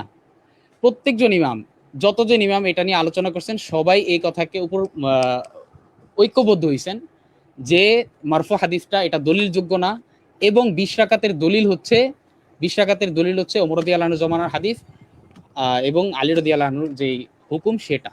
এখন আমি ওনার কাছে একটা অনুরোধ করব, যাতে তিনি কোনো এমন একজন ইমাম থেকে পেশ করেন যিনি এটা নিয়ে কথা বলছেন, 20 রাকাতের মারফু হাদিস নিয়ে কথা বলছেন, অথচ তিনি এটা অস্বীকার করেছেন যে তাওয়াতুরের কারণে, তাওয়াতুর থাকা সত্ত্বেও এই হাদিসের উপর যেহেতু আমল আছে, অতএব এই হাদিসটা সহিহ, 20 রাকাতের মারফু হাদিসটা, এমন কারো কাছ থেকে উনি পেশ করতে পারবেন? দ্বিতীয় কথা হচ্ছে, উনি কতগুলা কথা বলছেন যে যদি তাকরির, আমর, ফেল এগুলো যদি সুন্নত হয় তাহলে জুতা পরে সালাত আদায় করা সুন্নত। জুতা পরে সালাত আদায় করা সুন্নত হবে না কেন? কথা হচ্ছে, যদি যেটা সুন্নত হয় সবগুলা কি সব সময় আমল করা বাধ্য আমরা? নবী সাল্লাল্লাহু আলাইহি ওয়াসাল্লাম জুতা পরে সালাত আদায় পাওয়া যায়, জুতা না পরে মুসনাদে আহমদের মধ্যে সালাত আদায় পাওয়া যায়। অতএব আমরা একটার উপর আমল করতেছি। যদি কেউ সেটার উপর আমল করতে চায়, আমরা হাদিসে দেখি, আবু দাউদের হাদিস আছে, সেখানে দেখি হুজুর সাল্লাল্লাহু আলাইহি ওয়াসাল্লাম জুতার পরে সালাত আদায় করছেন, সাহাবীরাও জুতার পরে সালাত আদায় করছেন। হুজুর সাল্লাল্লাহু আলাইহি ওয়াসাল্লাম জুতাটা খুলে ফেলছেন, সাহাবীরাও সবাই খুলে ফেলছেন। এরপরে সালাতের পরে তিনি জিজ্ঞাসা করতেছিলেন যে তোমরা জুতা খুলে ফেলছো কেন? তিনি বলছেন, তারা বলতেছেন যে আপনি খুলে ফেলছেন তাই আমরাও খুলে ফেলছি। তারপর হুজুর সাল্লাল্লাহু আলাইহি ওয়াসাল্লাম বললেন যে জিবরাইল আমাকে এসে বলছেন যে আমার জুতার মধ্যে নাপাকি ছিল, এই জন্য আমি খুলে ফেলছি, তোমরা খুলছো কেন? অতএব এই আমলও পাওয়া যায় হুজুর সাল্লাল্লাহু আলাইহি ওয়াসাল্লাম থেকে, এবং কি বলে, জুতা পরা না পরা উভয়টা আমল পাওয়া যায়। দাঁড়িয়ে পানি পান করার ব্যাপারটা উনি হয়তো উল্লেখ করছেন।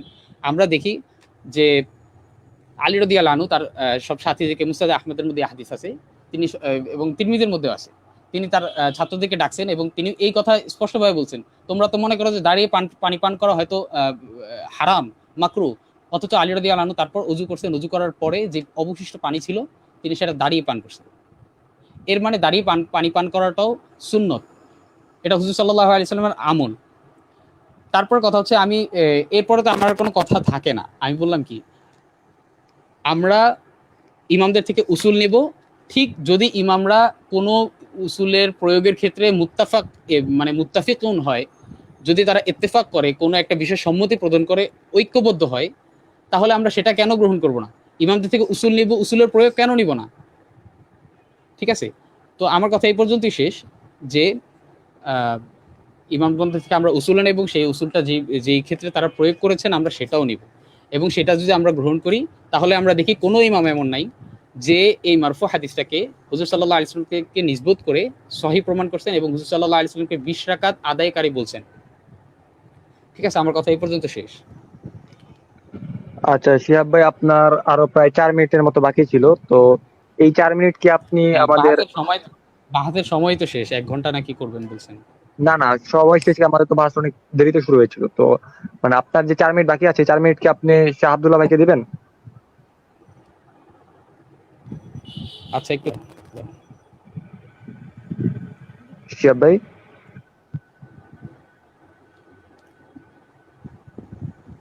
হ্যালো। হ্যাঁ ভাই, মানে আপনি আপনার 4 মিনিট আমি কি... একটাই, যেহেতু আমি আমার কথার উপরে, আমি আমার এই দাবির উপর, আমার দাবি যেটা হচ্ছে হুজুর আমরা যেহেতু ইমামদের থেকে উসুল নিব, তাহলে ওনারা উসুল যেই ক্ষেত্রে প্রয়োগ করছেন সেটাও আমরা গ্রহণ করব। তো সেই হিসেবে আমি এই ক্ষেত্রে ইমামগণ কি বলছেন আমি সেটা উল্লেখ করে দিতে পারি, এতটুকুই।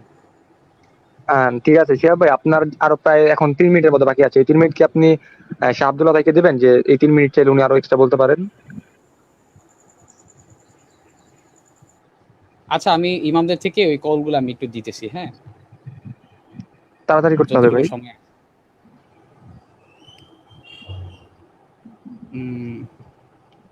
আচ্ছা, আরেকটা কথা হচ্ছে, উনি বলছেন যে হুজুর সাল্লাল্লাহু আলাইহি ওয়াসাল্লাম থেকে মারফু হাদিসটা যেহেতু পাওয়া যায়, ওমর রাদিয়াল্লাহু আনহু আমল করছেন, অতএব তার আমল 20 রাকাতের হাদিসের কি বলে মুওয়াফিক, সেই হিসেবে এই হুজুর সাল্লাল্লাহু আলাইহি ওয়াসাল্লাম মারফু হাদিসটা সহিহ হয়। কিন্তু আমরা দেখি আবু সাইবা, আমি চ্যালেঞ্জ করে ওনাকে বলতে চাই যে আবু সাইবা যেই স্তরের রাবি, তার থেকে অনেক উচ্চ স্তরের রাবি হচ্ছে এই ঈসা, যিনি ওই হুজুর সাল্লাল্লাহু আলাইহি সাল্লামের জমানার, হুজুর সাল্লাল্লাহু আলাইহি সাল্লাম সাহাবীদেরকে নিয়ে 8 রাকাত সালাত আদায় করার হাদিসটা বর্ণনা করছেন। এবং এই হাদিসটাকে অধিকাংশ ইমাম বলছেন, এই হাদিসটা যেহেতু আয়েশা রাদিয়াল্লাহু আনহার হাদিসের পক্ষে যায়, আয়েশা রাদিয়াল্লাহু আনহার হাদিসকে সমর্থন করে, অতএব এই হাদিসটা অধিক সহিহ। হ্যাঁ, ইমাম বদরুদ্দিন আইনি হানাফি রাহিমাহুল্লাহ তিনি বলেন যে ফাইন কুলতা, যদি তুমি বলো লাম ইউবাইয়ান ফির রিওয়ায়াতিল মাযকুরাতি আদাদু হাদিহিস সালাতি আল্লাতী সাল্লাহা রাসূলুল্লাহ সাল্লাল্লাহু আলাইহি ওয়াসাল্লাম ফি তিলকাল লায়ালি, যদি তুমি বলো যে নবী সাল্লাল্লাহু আলাইহি ওয়াসাল্লাম থেকে, তো এটা আমরা জানি যে নবী সাল্লাল্লাহু আলাইহি ওয়াসাল্লাম সাহাবীদেরকে নিয়ে সে সময় ওই রাত্রে সালাতগুলো আদায় করেছেন, তারাবিয়ার সালাত, এবং সেগুলোর ব্যাপারে কোনো রাকাত বর্ণনা নাই। তিনি বলেন যে কুলতু, তাহলে আমি বলবো, রাওয়া ইবনে খুযাইমা ওয়া ইবনে হিব্বান মিন হাদিসি জাবির রাদিয়াল্লাহু আনহু ক্বালা সাল্লা বিনা রাসূলুল্লাহ সাল্লাল্লাহু আলাইহি ওয়াসাল্লাম ফি রমাদান 8 রাকাতিন সুম্মা আওতারা, নবী সাল্লাল্লাহু আলাইহি ওয়াসাল্লাম আমাদেরকে নিয়ে 8 রাকাত আদায় করছেন এবং তিনি বিতর আদায় করছেন। তো হুজুর সাল্লাল্লাহু আলাইহি ওয়াসাল্লাম থেকে 20 রাকাত পাওয়া যায়, দয়ীফ সূত্রে কি বলে 8 রাকাত পাওয়া যায়। তো উভয়টা নিয়ে ইমামগণ কথা বলছেন এবং তারা বলছেন 20 রাকাতের হাদিসটা মুনকার, এটা গ্রহণযোগ্য না।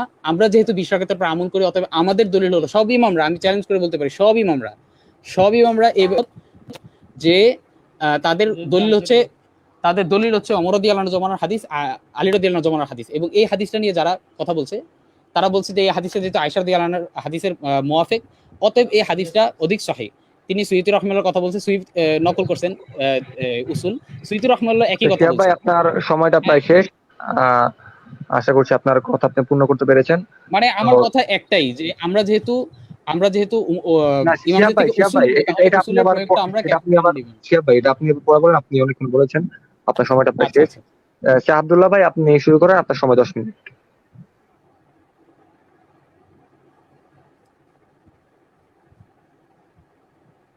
এড়িয়ে যাওয়ার জন্য, উসুলটাকে চাপা দেওয়ার জন্য ইমামদের মন্তব্যের পিছনে ঝাঁপিয়ে পড়া হচ্ছে। কিন্তু আমরা মুহাদ্দিসিনে কেরামদের মধ্যে মতপার্থক্য আছে। একটা হাদিসকে একটা মুহাদ্দিস সহিহ বলছেন, অপরদিকে আরেকটা মুহাদ্দিস সেই হাদিসকে যঈফ বলছেন। এখন যদি একটাই মতামত পেশ করতে হবে, যে মতামতটা অন্যরা পেশ করেছে, তাহলে মুহাদ্দিসিনদের মধ্যে সহিহ এবং যঈফের মতপার্থক্য কেন? আমরা দেখি আলবানী বুখারী 4 হাদিসকে যঈফ বলেছেন। তো কেন যঈফ বলেছেন? সবাই তো জানে বুখারীর সমস্ত হাদিস সহিহ, সবাই জানে, কিন্তু আলবানী যঈফ বলছেন কেন?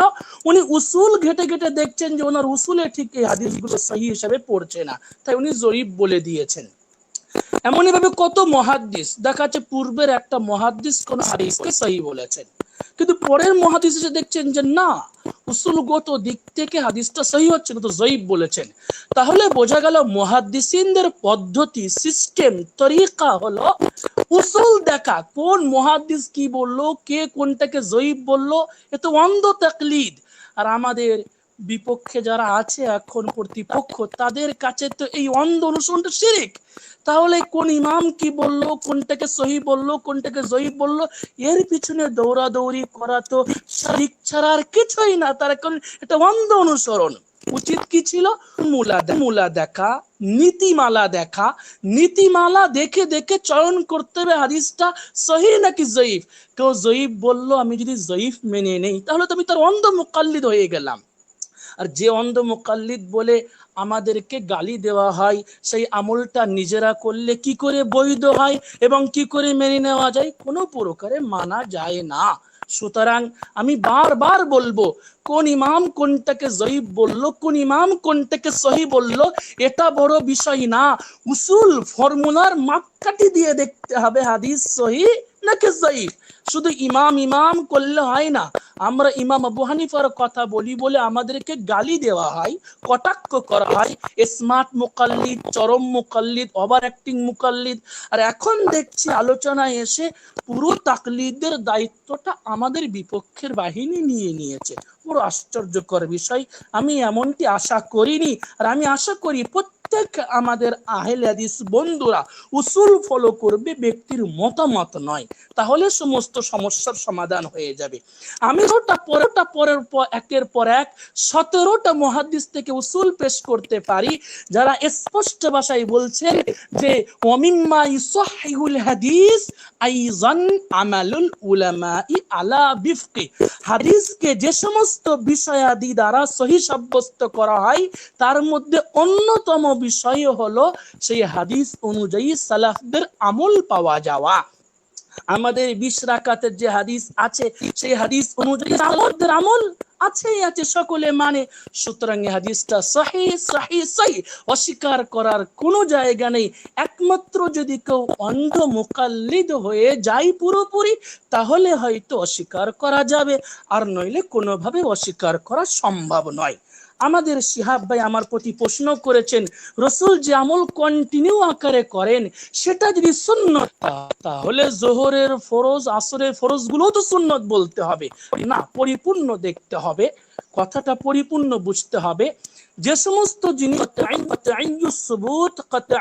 দ্বারা সাব্যস্ত সেগুলো ফরজ হয়। আর আমাদের তারাবিহের বিষয়টা যেহেতু খবরে ওয়াহিদ দ্বারা আর খবরে ওয়াহিদ দ্বারা সাব্যস্ত বিষয় কখনো ফরজ হতে না। আমাদের জোহরের 4 রাকাত নামাজ যে ফরজ, এটা খবরে মশহুর দ্বারা সাব্যস্ত, সেই জন্য আমরা ফরজ বলেছি। আচ্ছা, ফজরের 2 রাকাত যে ফরজ, এটা খবরে মশহুর, কেউ কেউ বলছে মুতাওয়াতির দ্বারা সাব্যস্ত, তাই আমরা ওটাকে ফরজ বলেছি। এক কথায় ফরজ কখন বলতে হয় এটা বুঝে নিলে আশা করি প্রশ্ন হবে না। মুতাওয়াতির কিংবা খবরে মশহুর দ্বারা কোনো কিছু সাব্যস্ত হলে তখন ফরজ হওয়ার বিষয়টা আসে, কিন্তু খবরে ওয়াহিদ দ্বারা সাব্যস্ত হলে ফরজ হওয়ার বিষয় আসেই না। যেহেতু রসুলের যে সমস্ত আমলকে আমরা সুন্নাহ বলে রেখেছি সে তার মধ্যে একটা আমল খবরে মশহুর কিংবা খবরে মুতাওয়াতির দ্বারা সাব্যস্ত না। যদি সাব্যস্ত হতো তাহলে আমরা ফরজ বলতাম, যেহেতু সাব্যস্ত না তাই বলি না। আচ্ছা, আমাদের শিহাব ভাই 2য় নম্বর আমার কাছে প্রশ্ন করেছেন যে এমন কোন ইমামের নাম বলতে হবে যে ইমাম এই হাদিসটা নিয়ে আলোচনা করেছেন আর এই হাদিসটাকে সহিহ বলেছেন। আরে ভাই, আমরা ইমাম পূজারী কেন হব? আমরা ঐক্যমত সম্মত ফর্মুলাকে দেখব, কোন ইমাম কি বললো না বললো। এই সমস্ত অন্ধ তাকলিদের বিরুদ্ধে আশা করি আমাদের আহলে হাদিস বন্ধুরা চিরদিন চিররাত চিৎকার করছে। সুতরাং এটা আলাদা করে বোঝানোর কোনো প্রশ্নই আসে না।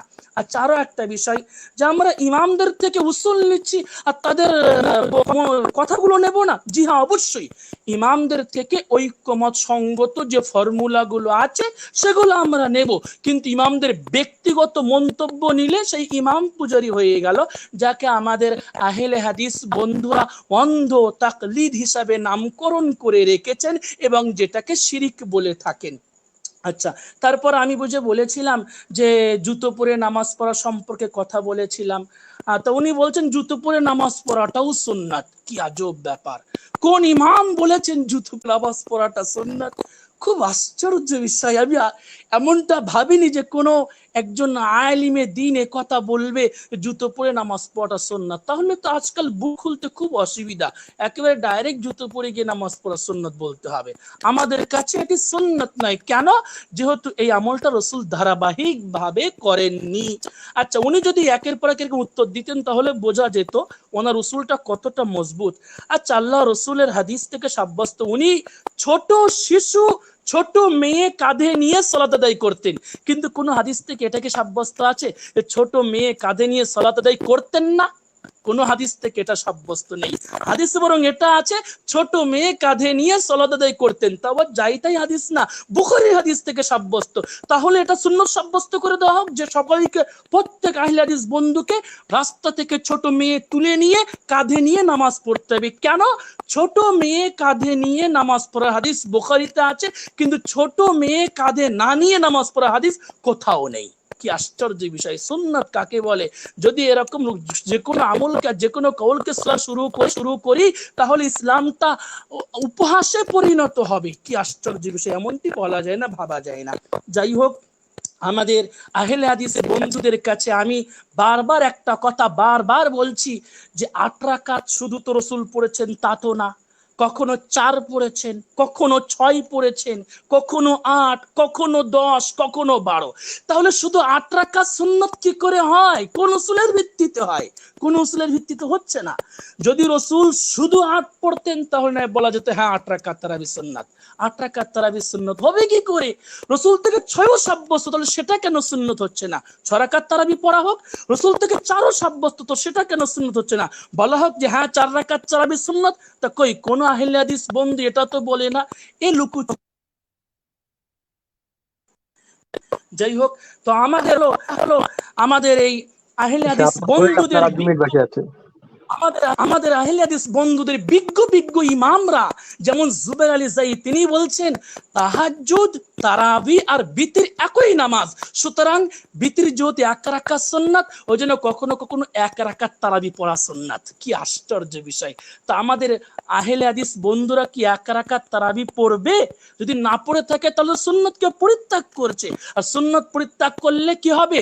আল্লাহর হাবিব বলছেন যে আমার সুন্নতকে পরিত্যাগ করলো তার প্রতি আমি অভিসম্পাত করি, আল্লাহ অভিসম্পাত করেন। সুতরাং বোঝা গেল যারা 1 রাকাত তারাবিকে সুন্নাত মনে করে কিন্তু তার প্রতি আমল করে না, তাদের প্রতি আল্লাহ অভিসম্পাত করছেন রমজান মাসে, এবং আল্লাহর হাবিব অভিসম্পাত করছেন। ঠিক তেমনি আমাদের আহলে হাদিস বন্ধুদের মদিনা ইউনিভার্সিটি থেকে ফারেক একজন বিখ্যাত লেখক, আরবিতে বই লিখেছেন মিনাল বিদাই ওয়াল খুরাফাত বলে তিনি বই লিখেছেন। সেই বইয়ের মধ্যে লিখছেন যে শুধুমাত্র 2 রাকাত করে তারাবি পড়া বিদআত। তার কারণ মায়েশা রাদিয়াল্লাহু তাআলা আনহার হাদিসের মধ্যে এসে 4 রাকাত করে পড়তে হবে। কি আজব বিষয়! তাহলে আমাদের আহলে হাদিস বন্ধুরা 2 রাকাত তারাবি পড়ে নিশ্চয়ই বিদআত করছে। আচ্ছা, তিনি তার বইয়ের মধ্যে আরো লিখছেন যে কখনো কখনো তারাবি কখনো 1 রাকাত পড়া দরকার। যদি কোনো ব্যক্তি পুরো রমজান মাস 8 রাকাত তারাবি পড়ে, সে ব্যক্তি বিদআতি। মিনাল বিদাই কিতাবের মধ্যে আহলে আরবদের শায়েখরা ফতোয়া দিয়েছেন। আমার মনে হয় এই ফতোয়াগুলো যদি আমাদের আহলে হাদিস বন্ধুরা এই ফতোয়াগুলোর প্রতি আমল না করেন, তাহলে নবীর অভিসম্পাত পাবেন, আল্লাহর অভিসম্পাত পাবেন। যেহেতু সহিহ হাদিসের মধ্যে স্পষ্ট ভাষায় এসেছে সিত্তাতুন লাআনতুহুম ওয়া লাআনাহুমুল্লাহ, 7 শ্রেণীর ব্যক্তি এমন আছে যার প্রতি আমি মুহাম্মদ অভিসম্পাত করি, আল্লাহ তাআলা অভিসম্পাত করে থাকেন। তার মধ্যে ওয়া তারিকুস সুন্নাহ, যে ব্যক্তি সুন্নাহকে পরিত্যাগ করে। বোঝা গেল রাসূল 4, 6, 8, 10, 12 সব পড়েছেন, সবই সুন্নত হওয়া দরকার, কিন্তু শুধু 8 সুন্নত বলছে যারা, তারা নবীর সুন্নতকে পরিত্যাগ করছে। আর ওই লোকটা আমরা 20 রাকাত সুন্নাহ বলি কেন? যেহেতু 20 রাকাতের প্রতি সাহাবারা ধারাবাহিকভাবে আমল করেছেন। আর আমরা বারবার বলছি যে বিষয়ের প্রতি রাসূল ধারাবাহিকভাবে আমল করেন কিংবা সাহাবারা ধারাবাহিকভাবে আমল করেন সেটাই সুন্নাহ। যেহেতু 20 রাকাতের প্রতি সাহাবারা ধারাবাহিক আমল করেছেন, সুতরাং এটাই সুন্নাহ হবে। সুন্নাহের সংজ্ঞা দ্বারা 8 রাকাতের নামাজ কখনো সুন্নাহ হতে পারে না, সুন্নতের সংজ্ঞা তার উপরে ফিটি হয় না। ওকে, শাহ আব্দুল্লাহ ভাই আপনার 10 মিনিট শেষ। এবার শিহাব ভাই আপনি 10 মিনিট শুরু করবেন। জি। আমার এই 10 মিনিট কি শেষ নাকি? না না, আরো 2 বার বাকি আছে। এটা হয়ে আরো 2 বার বাকি আছে। আচ্ছা, তো কথা হচ্ছে আমাদের হযরত অনেক লম্বা সময় যাবত এটা খণ্ডন করলেন যে আমি বলছি যে ফরজ সালাতগুলো সুন্নত, আর সুন্নত তিনি খণ্ডন করলেন যে এগুলো সুন্নত না। কেন? আসলে কথা হচ্ছে কি, ফরজ এগুলা যে সুন্নত সেটাকে আমি বলছি নাকি? হযরত তিনি নিজে বলছেন এগুলো সুন্নত, আর এখন নিজেই খণ্ডন করলেন এগুলো সুন্নত না ফরজ। অতএব সেটার সাথে, ওই আলোচনার সাথে আমার কোনো সম্পর্ক নেই। দ্বিতীয় কথা হচ্ছে শিহাব ভাই 1 মিনিট, আমি একটু ভুল করেছি না, আপনার এটা শেষ 10 মিনিট। হ্যাঁ, আপনার শেষ 10 মিনিট, এরপর আবার মানে আরেকবার শিহাব ভাই পাবেন। আচ্ছা, এরপরে দ্বিতীয় কথা হচ্ছে তিনি একটা আজকে আমাদের মূল আলোচনার বিষয় হচ্ছে নবী সাল্লাল্লাহু আলাইহি সাল্লামের 20 রাকাত তারাবিটা কি সুন্নত কিনা, এটা দ্বারা কি সুন্নত প্রমাণিত হয় কিনা। তো আমাদের শাহ আব্দুল্লাহ সাহেব এটা বলছেন নবী সাল্লাল্লাহু আলাইহি সাল্লাম কখন 6 পড়তেন, 5 পড়তেন, 4 পড়তেন, 8 পড়তেন, 10 পড়তেন, 11 পড়তেন, তিনি কোনোটা নির্দিষ্টভাবে কোনোটার উপর মুয়াজ্জিব ছিলেন না। এর মানে এটা স্পষ্ট হয়ে গেল যে নবী সাল্লাল্লাহু আলাইহি সাল্লাম যেহেতু মুয়াজ্জিব ছিলেন না কোনোটার উপর, আর তার দাবি হচ্ছে হুজুর সাল্লাল্লাহু আলাইহি সাল্লাম যেটার উপরে ধারাবাহিকভাবে আমল করেননি সেটা দ্বারা সুন্নত প্রমাণ হয় না। অতএব তার কথায় 20 রাকাত যেহেতু হুজুর সাল্লাল্লাহু আলাইহি সাল্লাম ধারাবাহিকভাবে আমল করেননি, অতএব সেটা দ্বারা সুন্নত প্রমাণিত হয় না। দ্বিতীয় কথা হচ্ছে তিনি বলছেন 20 রাকাতকে আমরা সুন্নত এই জন্য বলি কারণ এটার উপর সাহাবীরা আমল করছেন। আরে ভাই সাহাবীদের উপর শাহ সাহাবীদের আব্দুল্লাহ ভাই থেকে আপনি একটু মিউট করেন। 11 শাহ আব্দুল্লাহ ভাই আপনি একটু মিউট করেন। জি, হ্যাঁ, সেটাই বলেন। তো কথা হচ্ছে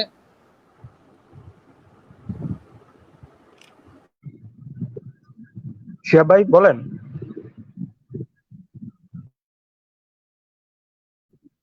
হ্যালো শিহাব ভাই, আনমিউট করে কথা বলেন। আসসালামু আলাইকুম। ও তো মনে করেন তো সাহাবী তিনি বলতেছেন যে 20 রাকাত আমরা এই জন্য সুন্নত বলি কারণ সাহাবীরা এটার উপর ধারাবাহিকভাবে আমল করছেন। সাহাবীদের প্রথম আমল ছিল এটা, উম্মতের ইজমা আছে এই ব্যাপারে যে সাহাবীদের প্রথম আমল ছিল 11 রাকাত। সাহাবীদের থেকে দুইটা আমল পাওয়া যায়, একটা হচ্ছে 11 রাকাত, 20 রাকাত।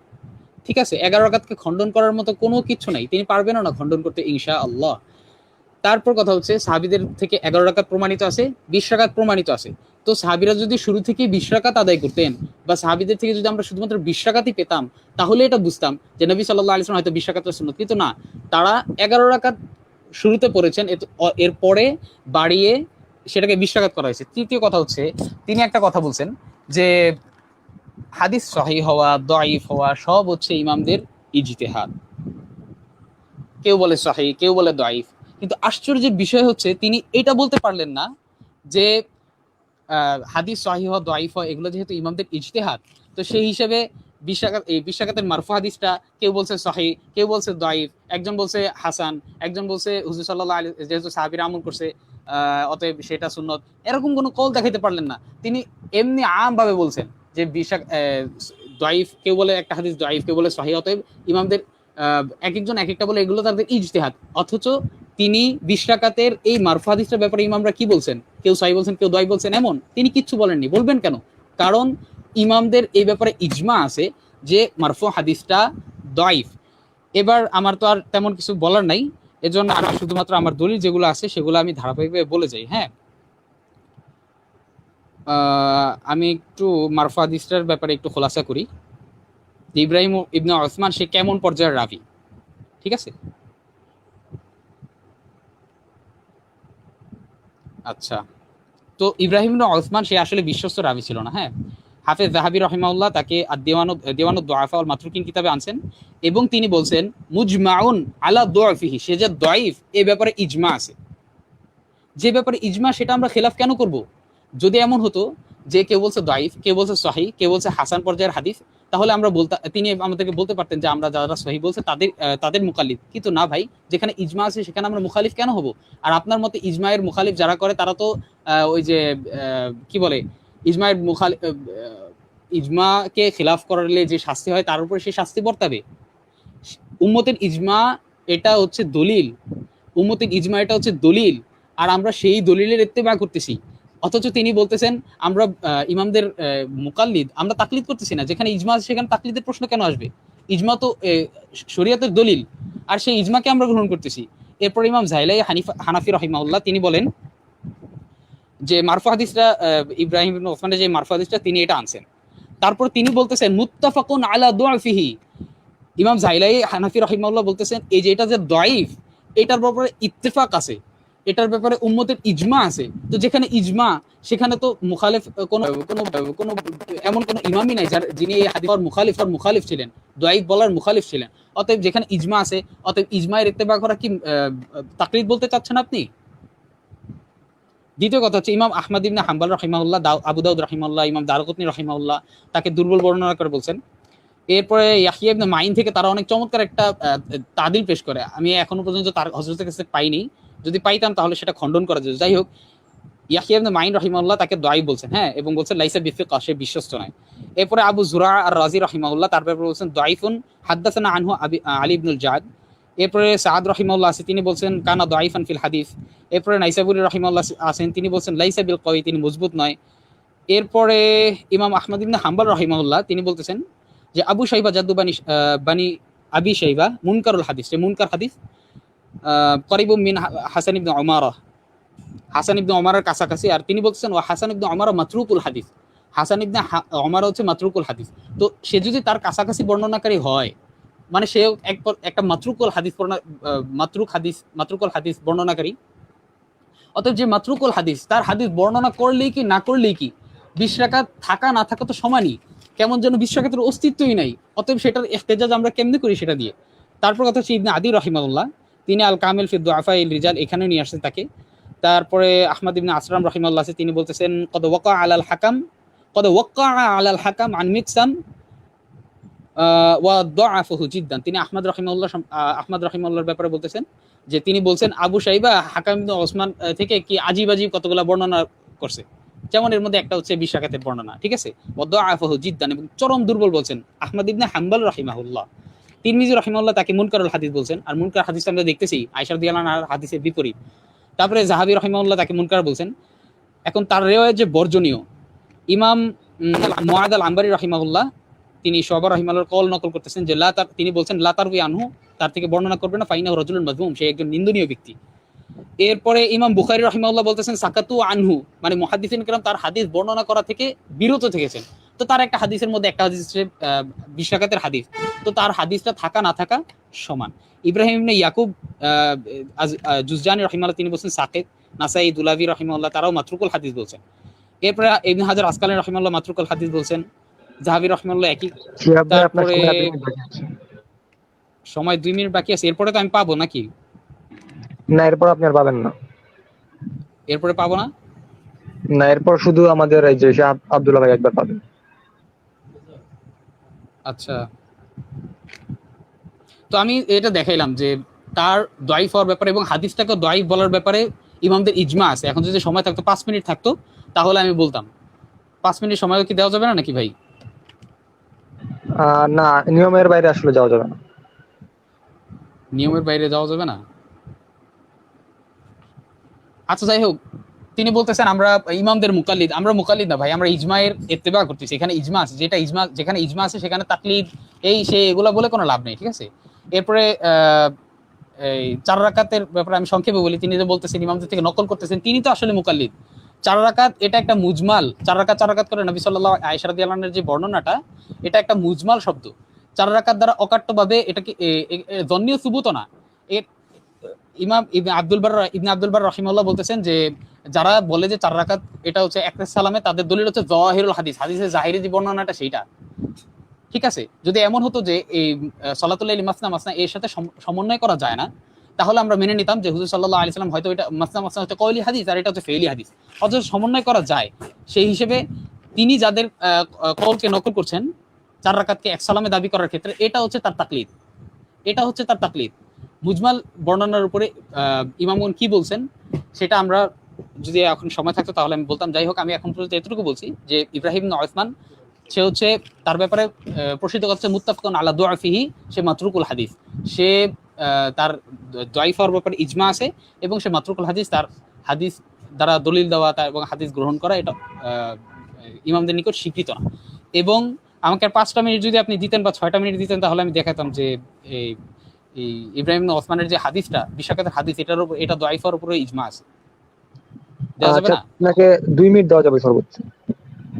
2 মিনিট? 6 মিনিট দেন ভাই, 6 মিনিটই তো। না, 6 মিনিট এটা আসলে আমাদের সিরাজি ভাইয়ের সাথে কথা বলতে হবে। 2-3 মিনিট, সর্বোচ্চ 3 মিনিট দিতে পারবো ভাই। 5 মিনিট বা 6 মিনিট দেওয়া যায়। 3 মিনিটে যদি বলতে পারেন তাহলে বলেন। আচ্ছা, ওনাকে 5 মিনিট দাও। ওনাকে 5 মিনিট দাও। আচ্ছা, ঠিক আছে, 5 মিনিট। বেশি তাহলে। ওকে। শিহাব ভাই, আপনার 5 মিনিট বলেন। আচ্ছা, যেহেতু শেষ পর্যায়ে আমি না, আপনাকে 5 মিনিট দেওয়া হয়েছে শিহাব ভাই। হ্যাঁ ভাই, বলতেছি।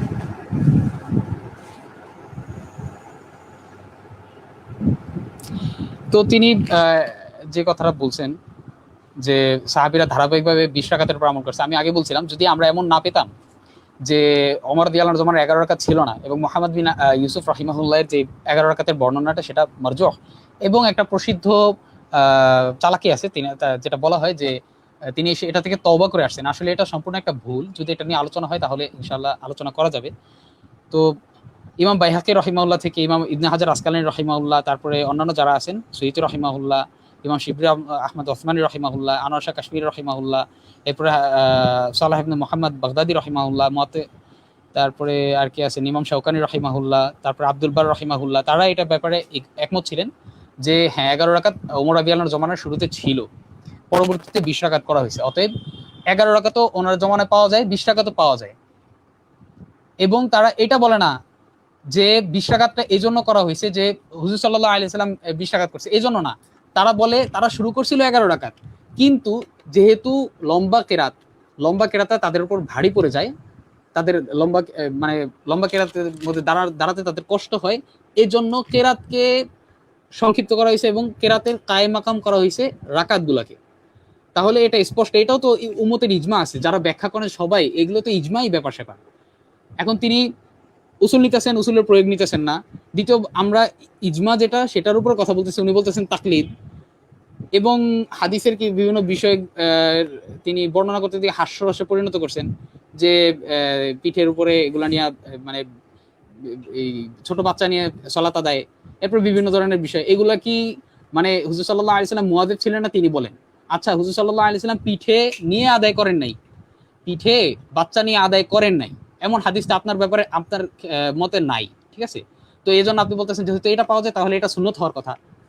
আর যেহেতু আপনার দাবি হলো হুজুর সাল্লাল্লাহু আলাইহি সাল্লাম যে আমলের উপর মুয়াজ্জিব ছিলেন সেটা সুন্নাহ, তাহলে যেহেতু বাচ্চা নিয়ে কাঁধে আদায় করা সালাত পাওয়া যায় না, এরকম কোনো হাদিস পাওয়া যায় না, তাহলে কি আপনার উসুল মতে আপনার সুন্নাতের যে কি বলে তারিফ, যে সংজ্ঞা, সেই মতে কি বাচ্চা কাঁধে করে নিয়ে সালাত আদায় করা এবং অন্যান্য যে সমস্ত হাদিসগুলো যেগুলো আপনি প্রত্যাখ্যান করতেছেন, সুন্নত বলতে চান না, সেগুলা কি সুন্নত হয় না? এই হচ্ছে কথা। এখন 5 মিনিট আমার জন্য যথেষ্ট না ভাই, এখন আমার কথা এই জায়গায় শেষ করি। আচ্ছা, আপনার কি শেষ ভাই? হ্যাঁ শেষ। ঠিক আছে, তো আমাদের শাহ আব্দুল্লাহ ভাই, আপনার সময় 15 মিনিট, আপনি বলতে পারেন। ভাই আছে 15 মিনিট কিভাবে? কারণ আপনি অতিরিক্ত 5 মিনিট নিয়েছিলেন। ও আচ্ছা আচ্ছা, শাহ আব্দুল্লাহ ভাই বলতে পারেন আপনি। শিয়া ভাই একটু মিউট করুন।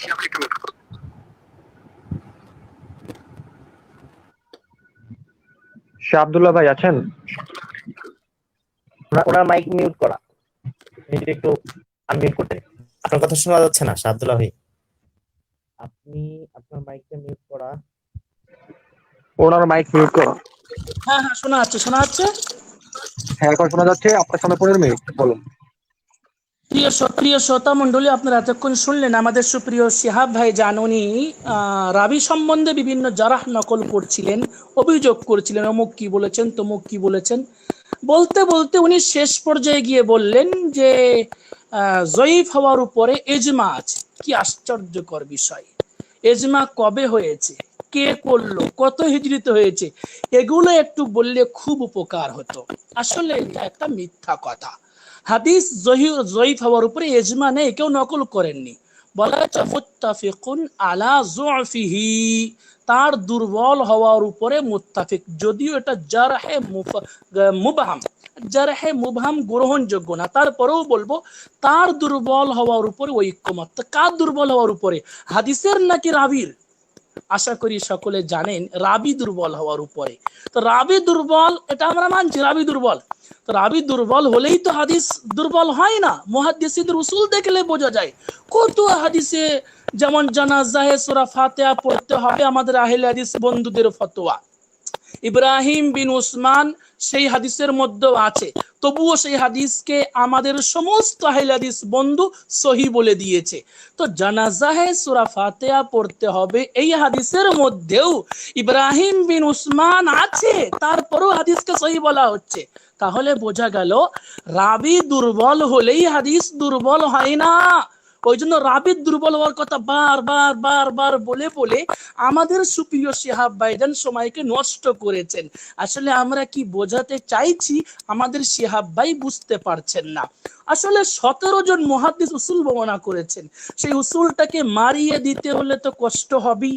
বিরাট ইম্পর্টেন্ট বিষয়, আমি আবার বলি, ওয়ামিম্মা ইউসাহিহুল হাদিস আইযান আমালুল উলামাই আলা বিফকি।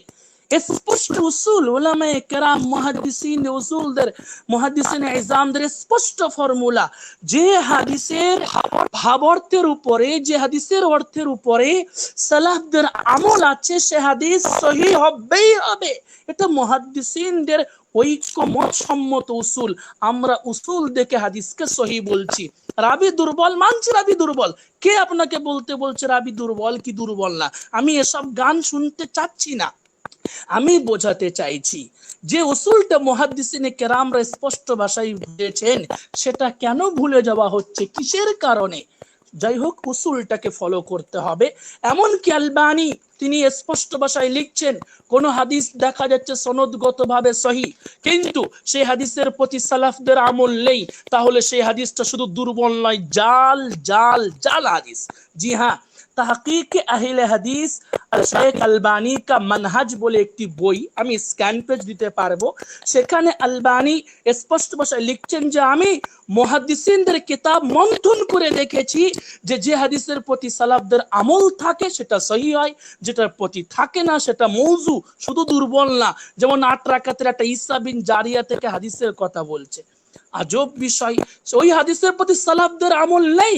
সুতরাং আলবানী রাহিমাহুল্লাহর ফর্মুলাকে লক্ষ্য করো তো, হাদিসটা জাল জাল জাল। কে কি বললো দেখার দরকার নেই, আমরা ফর্মুলা ভিত্তিক কথা বলি, আমরা মন্তব্য নিই না, আমরা ফর্মুলা নেই, উসুলটা নেই, ব্যক্তিগত মন্তব্যের কোনো দরকার নেই। যাই হোক, আলবানী বলছেন মান উলিদা লাহু সালাসাতুন ফালাম ইউসাম্মি আহাদাম মিনহুম মুহাম্মাদান ফাকাদ জাহিল। ইনি এই হাদিসটা উল্লেখ করার পরে বলছেন হাদিসটা যদিও সনদগত দিক থেকে অতটা অসুবিধে নেই, তারপরেও হাদিসটা মওযু। কেন মওযু? যেহেতু এই হাদিসের উপরে সালাফদের, এই হাদিস যেটা বলা হয়েছে সে তার বিরুদ্ধে সালাফরা আমল করেছেন, সুতরাং হাদিসটা মওযু হবে। আর যদি কোনো হাদিসের মর্মের উপরে সালাফরা থাকেন, হাদিস দুর্বল হলেও সহি হবে। মুহাদ্দিসিনদের উসুল, আলবানী উসুলকে মেনেছেন এবং সেই উসুল প্রত্যেকটি মুহাদ্দিস কিতাবে স্পষ্ট ভাষায় বর্ণনা করেছেন, সুতরাং এটা ভুললে হবে না। এবারে আসি, আমাদের শিহাব ভাই বলছেন যে 20 রাকাত ধারাবাহিকভাবে তো রাসূল আমল করেননি, তাহলে 20 রাকাত কি করে সুন্নাত হয়? কি আজব বিষয়। আমি উসুল ফর্মুলাকে আবার বলি, সুন্নাত কাকে বলে স্পষ্ট ভাষায় বলি। আল্লামা নিজামুদ্দিন শাসি রাহিমাহুল্লাহ তিনি লিখছেন আত-তরিকাতুল মাসলুকাতু আল-মারজিয়াতু ফি বাবিদ-দ্বীন। আল্লামা বাবরতি রাহিমাহুল্লাহ তিনি স্পষ্ট ভাষায় বলছেন আস-সুন্নাহ হিয়া তরিকাতুল মাসলুকাতু ফিদ-দ্বীন। সুন্নাহ হলো সেই আমলটা যে আমলটার উপরে হয় নবী ধারাবাহিক আমল করেছেন, নইলে সাহাবারা ধারাবাহিক আমল করেছেন। তো 20 রাকাতের যে রিওয়ায়াত এর উপরে আমল করেছেন, নবী করেননি, ঠিক আছে 20 রাকাত নবী ধারাবাহিক আমল করেননি, কিন্তু সাহাবারা তো করেছেন। আর সুন্নাতের সংজ্ঞায় কি বলা হচ্ছে?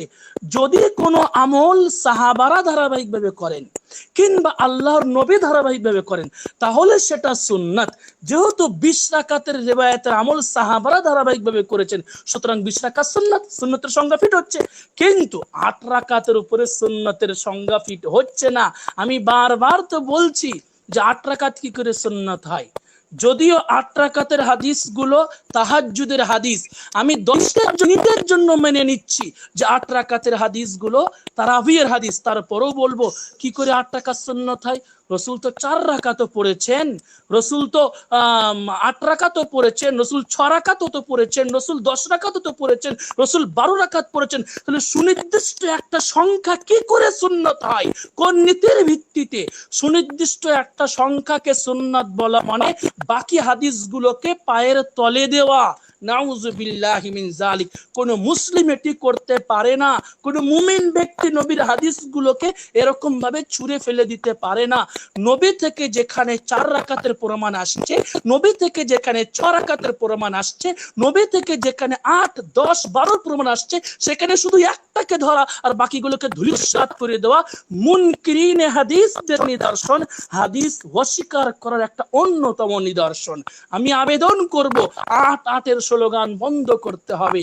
৮-৮-এর স্লোগান যারা দিচ্ছে তারা অসংখ্য হাদিসকে অস্বীকার করছে, সুতরাং হাদিস অস্বীকার করলে হবে না। তারপরে আমার প্রতি বলা হয়েছে যে সহি 11 সাহাবীরা 11 রাকাত পড়েছেন, বলা হচ্ছে সাহাবীরা 11 রাকাত পড়েছেন। আরে আমাদের আলোচনার টপিক কি? 20 রাকাত নবী থেকে সুন্নত সাব্যস্ত হয় কিনা।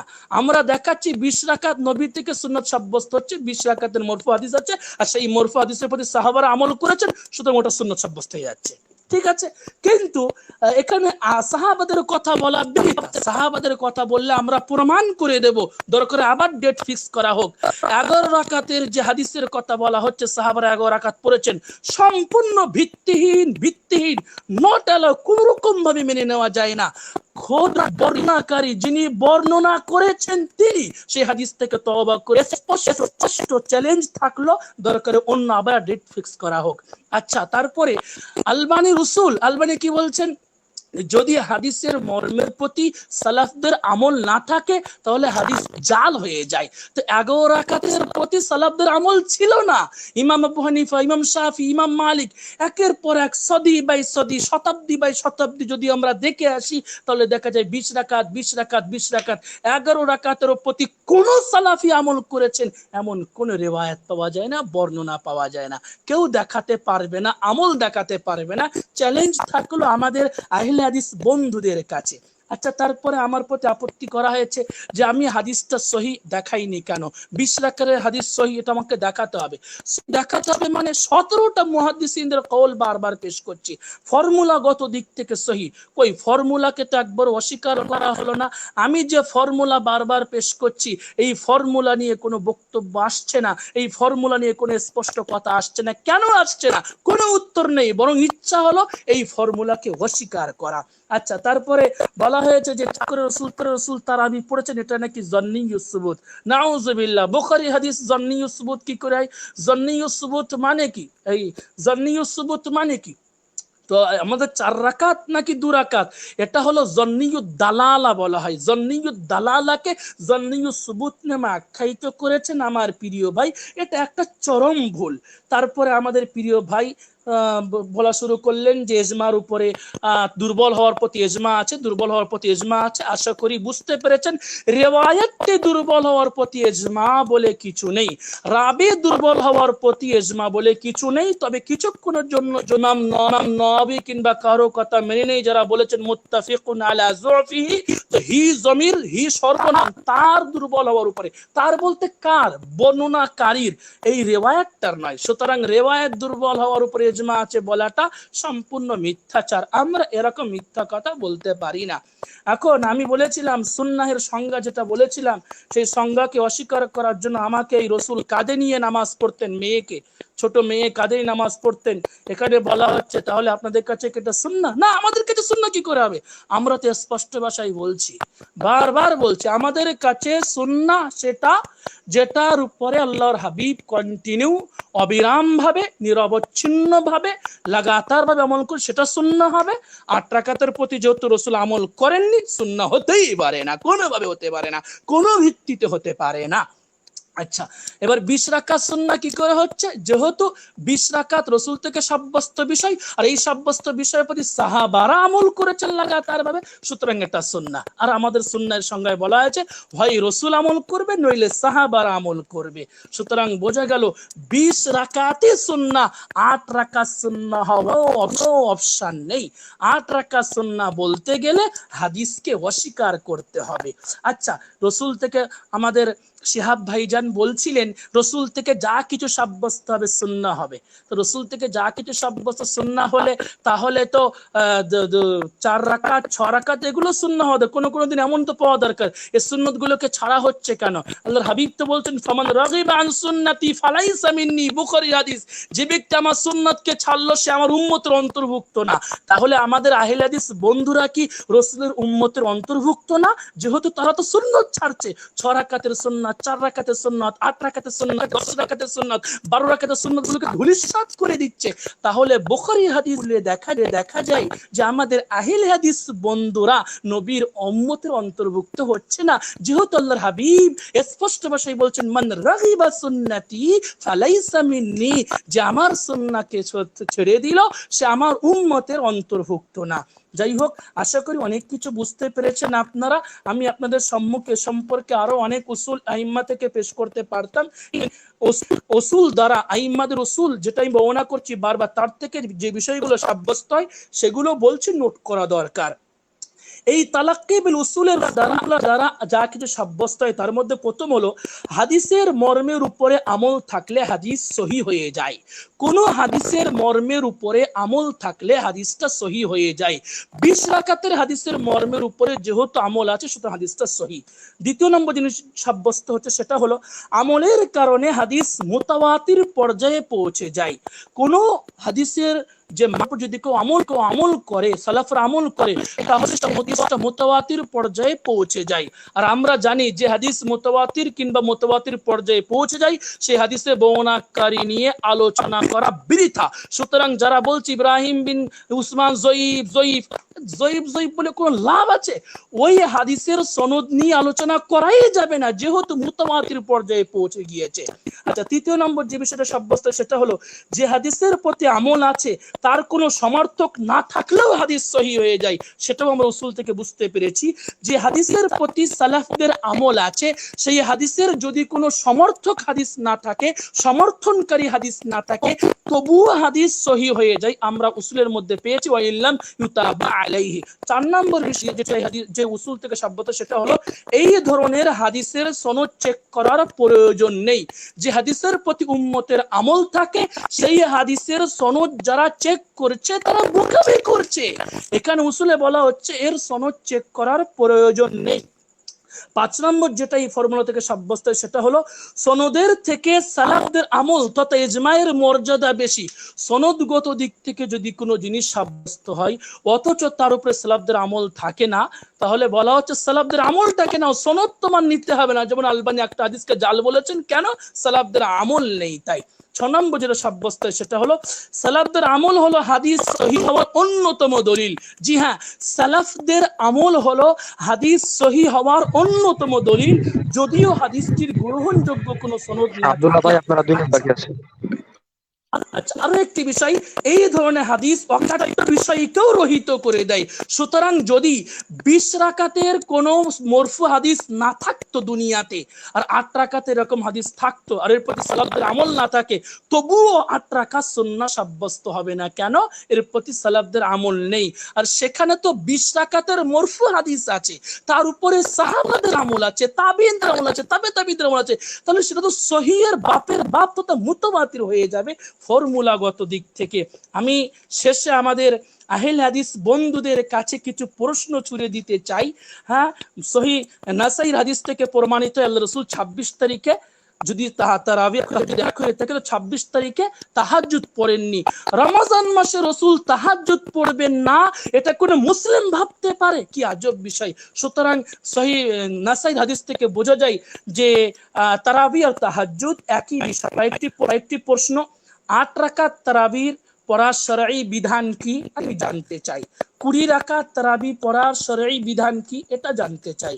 যারা শুধু 8 রাকাত তারাবি পড়ে তাদের সম্পর্কে সালাফদের মন্তব্য কি, এ সম্পর্কে কোনো কথা আছে কিনা আমাদের ভাইদের পেশ করা দরকার। তারাবি আর তাহাজ্জুদ যদি একই রাকাত হয় তাহলে রমজান মাসে তাহাজ্জুদকে ছেড়ে দিয়েছেন, অথচ বুখারী হাদিস বলছে যে আল্লাহর হাবিব রমজান মাসে বেশি বেশি ইবাদত উপাসনা করতেন। সুতরাং যারা তারাবি তাহাজ্জুদকে এক বলতে চাইছে তারা এক প্রকার আল্লাহ রাসূলকে রমজান মাসে অলস হয়ে যাওয়ার কথা দাবি করছে। কি আশ্চর্য বিষয়। সেই জন্য কোনো অপশন আমাদের কাছে নেই। 20 রাকাত তারাবি এটা মরফু হাদিস দ্বারা সাব্যস্ত। এই হাদিসটা মুতাওয়াতির পর্যায়ের হাদিস। উম্মতের ঐক্যমত সম্মত উসুল দ্বারা প্রমাণিত।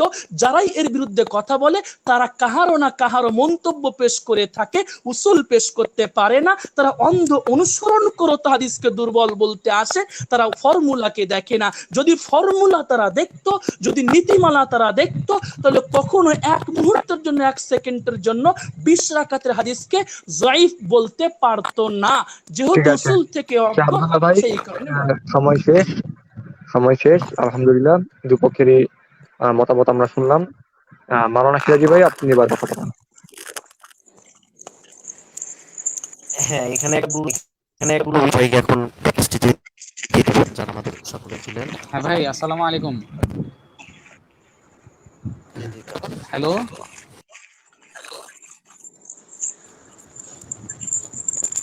হ্যাঁ ভাই, শোনা যায় আমার কথা? হ্যালো সিরাজি ভাই, যদি কেউ কথা বলে তাহলে বাকি। হ্যাঁ, এখানে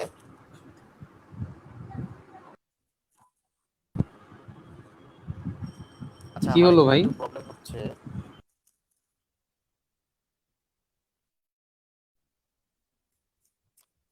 আহ, কথা সকলে কিনা এখন সম্ভবত সকলে শুনতে পাচ্ছেন। কিন্তু মেইন কথাটা বলি, আমরা আলোচনার শুরুতেই আমরা দুই পক্ষের কাছ থেকে আলোচনা করে নিয়েছিলাম। আমরা সময়টা কি নির্ধারণ করবো সে বিষয়ে আপনাদেরকে বিস্তারিত বলা হয়েছিল। তো এখানে গুরুত্বপূর্ণ যে বিষয়টা আমরা শিহাব ভাইকে আগেই জানিয়েছিলাম যে সর্বশেষ কে আলোচনা করবে এটি নিয়ে সাধারণত আলোচনা পর্যালোচনা হয়ে থাকে, বা একে অপরের সবাই হচ্ছে চায় যে সবাই শেষ আলোচনা করবে। তো শিহাব ভাই তার জায়গা থেকে সর্বশেষ আলোচনাটা শাহাবুদ্দুল্লাহ ভাইকে দিয়েছিলেন। পরিপ্রেক্ষিতে আমরা আজকের আলোচনাটা শাহাবুদ্দুল্লাহ ভাইয়ের মাধ্যম দিয়েই শেষ করেছি, এবং শেষে শিহাব ভাইকে আমরা 5 মিনিট 20 মিনিট ছিলাম, সেটাকে আমরা সংযুক্ত করণার্থে আমরা করেছিলাম। তো এরই পরিপ্রেক্ষিতে আমাদের আজকের আলোচনাটা শেষ করছি। সর্বশেষ আমরা বিষয়বস্তু ভিত্তিক কোনো আলোচনা শুনবো না, জাস্ট আমাদের আলোচনা মানে মানে সবাইকে জানিয়ে আমাদের আজকের আলোচনা থেকে সবাই বিদায় নেবে। কিন্তু বিষয়বস্তু নিয়ে কোনো আলোচনা হবে না, কারণ আলোচনার যে সিস্টেমটিটা আমরা বলেছিলাম সেটি নিয়ে আমাদের আলোচনা শেষ। তো সর্বপ্রথম শিহাব ভাই। হ্যাঁ, কথা হচ্ছে ভাই, এই আলোচনাটা তো আমি বলি শেষ আলোচনা মানে কি বুঝেন?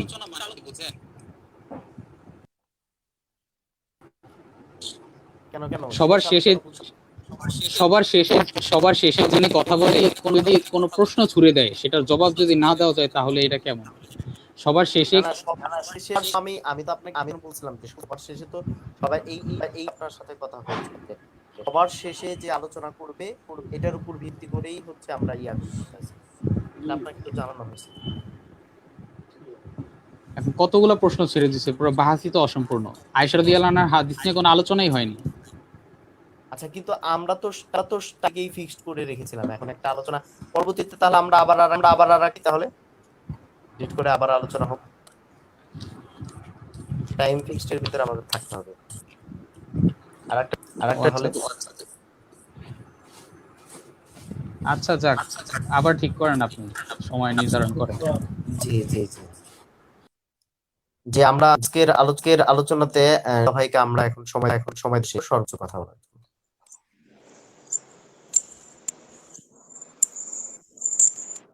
জি সাহেব, জি বলেন।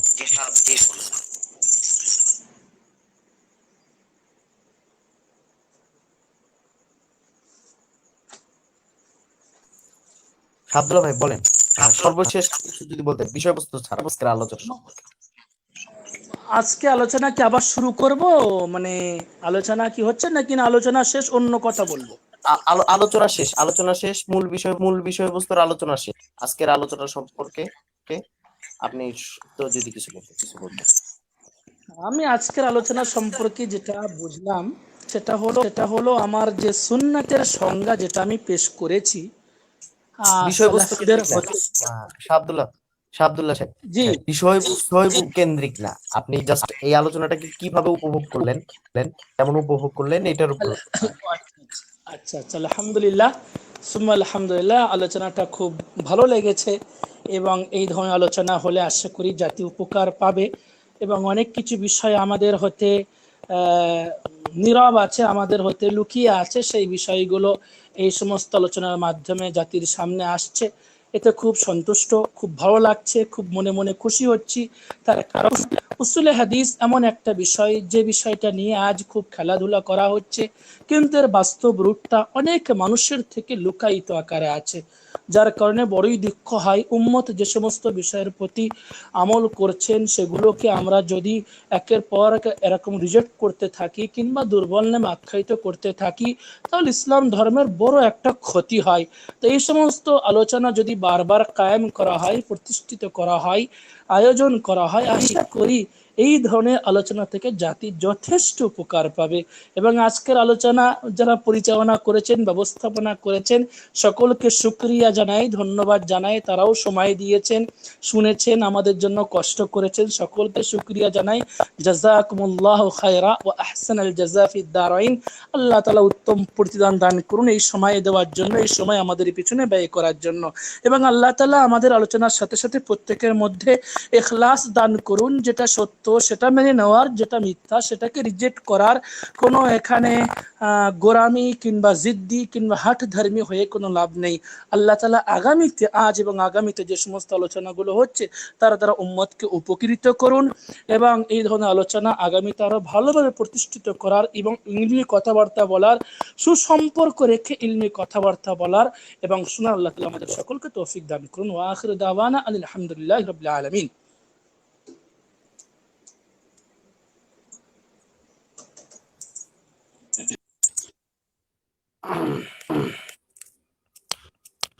দর্শক মন্ডলী, আপনারা অনেকক্ষণ সময় দিয়ে আমাদের আজকের আলোচনাটি দেখলেন।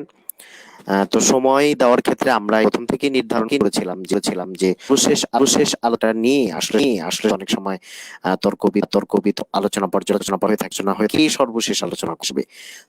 তো শিহাব ভাই উনি নিজে মুখেই স্বীকার করলেন যে উনি আমাদের সাথে কথা দিয়েছিলেন আব্দুল্লাহ সাহেব সর্বশেষ কথা বলবেন। তো যাই হোক, আমাদের আলোচনার বিষয়বস্তুটি আজকের এই সমাপ্তি। পরবর্তীতে যদি আমরা আবারও আলোচনা করতে চাই, উভয় প্রতিপক্ষের সময় নির্ধারণ করে উভয় কবে সময় দিতে পারবেন বা আরো অন্য কোনো বিষয় আলোচনা করতে চান কিনা, বিষয়টা হচ্ছে আলোচনা হবে আলেম কোনো শিক্ষিত সাথে কোনো আলেমের হতে পারে না।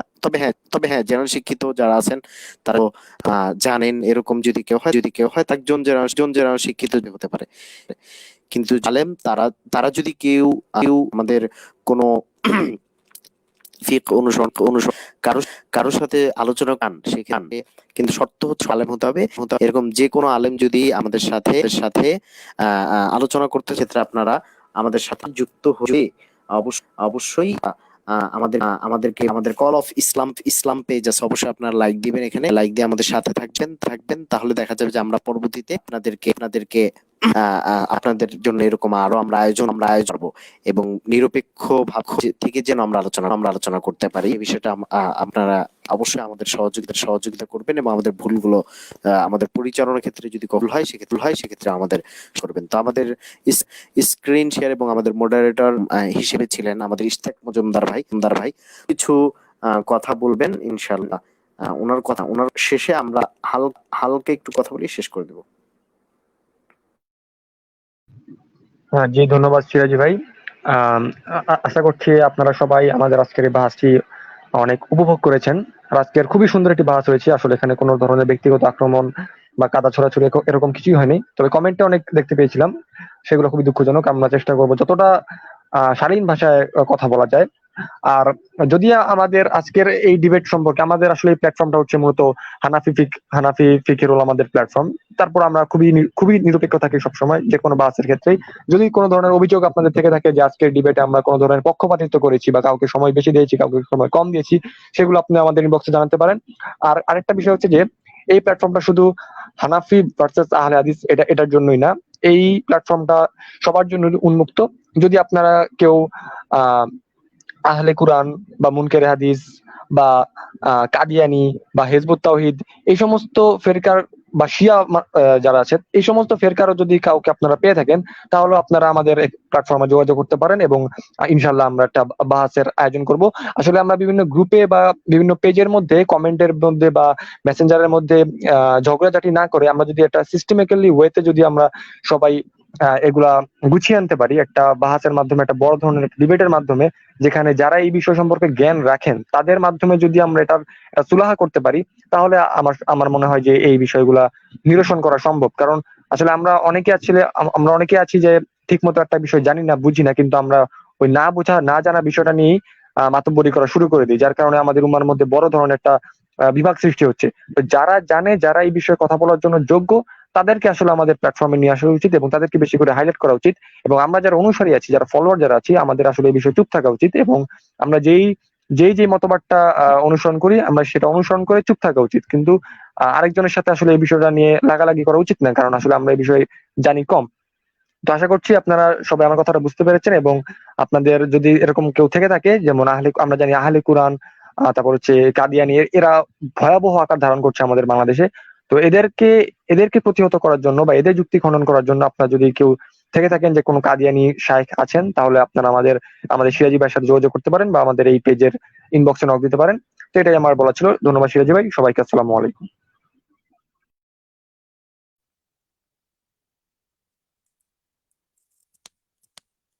দর্শক মন্ডলী, আপনারা এতক্ষণ ইশতিয়াক মজুমদার ভাইয়ের অনেক গুরুত্বপূর্ণ কিছু পরামর্শ আপনারা শুনলেন। সবচেয়ে গুরুত্বপূর্ণ বিষয় হচ্ছে আপনারা এখানে প্রচুর কমেন্ট করেছেন।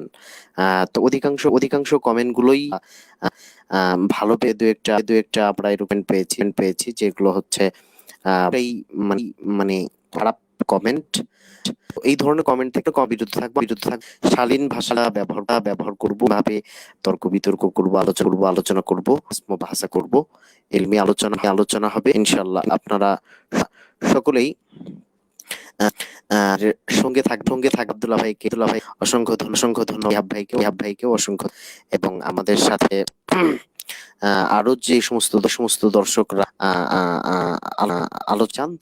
তারা প্রত্যেকে আমাদের সাথে যুক্ত হয়ে আলোচনা করতে পারবেন।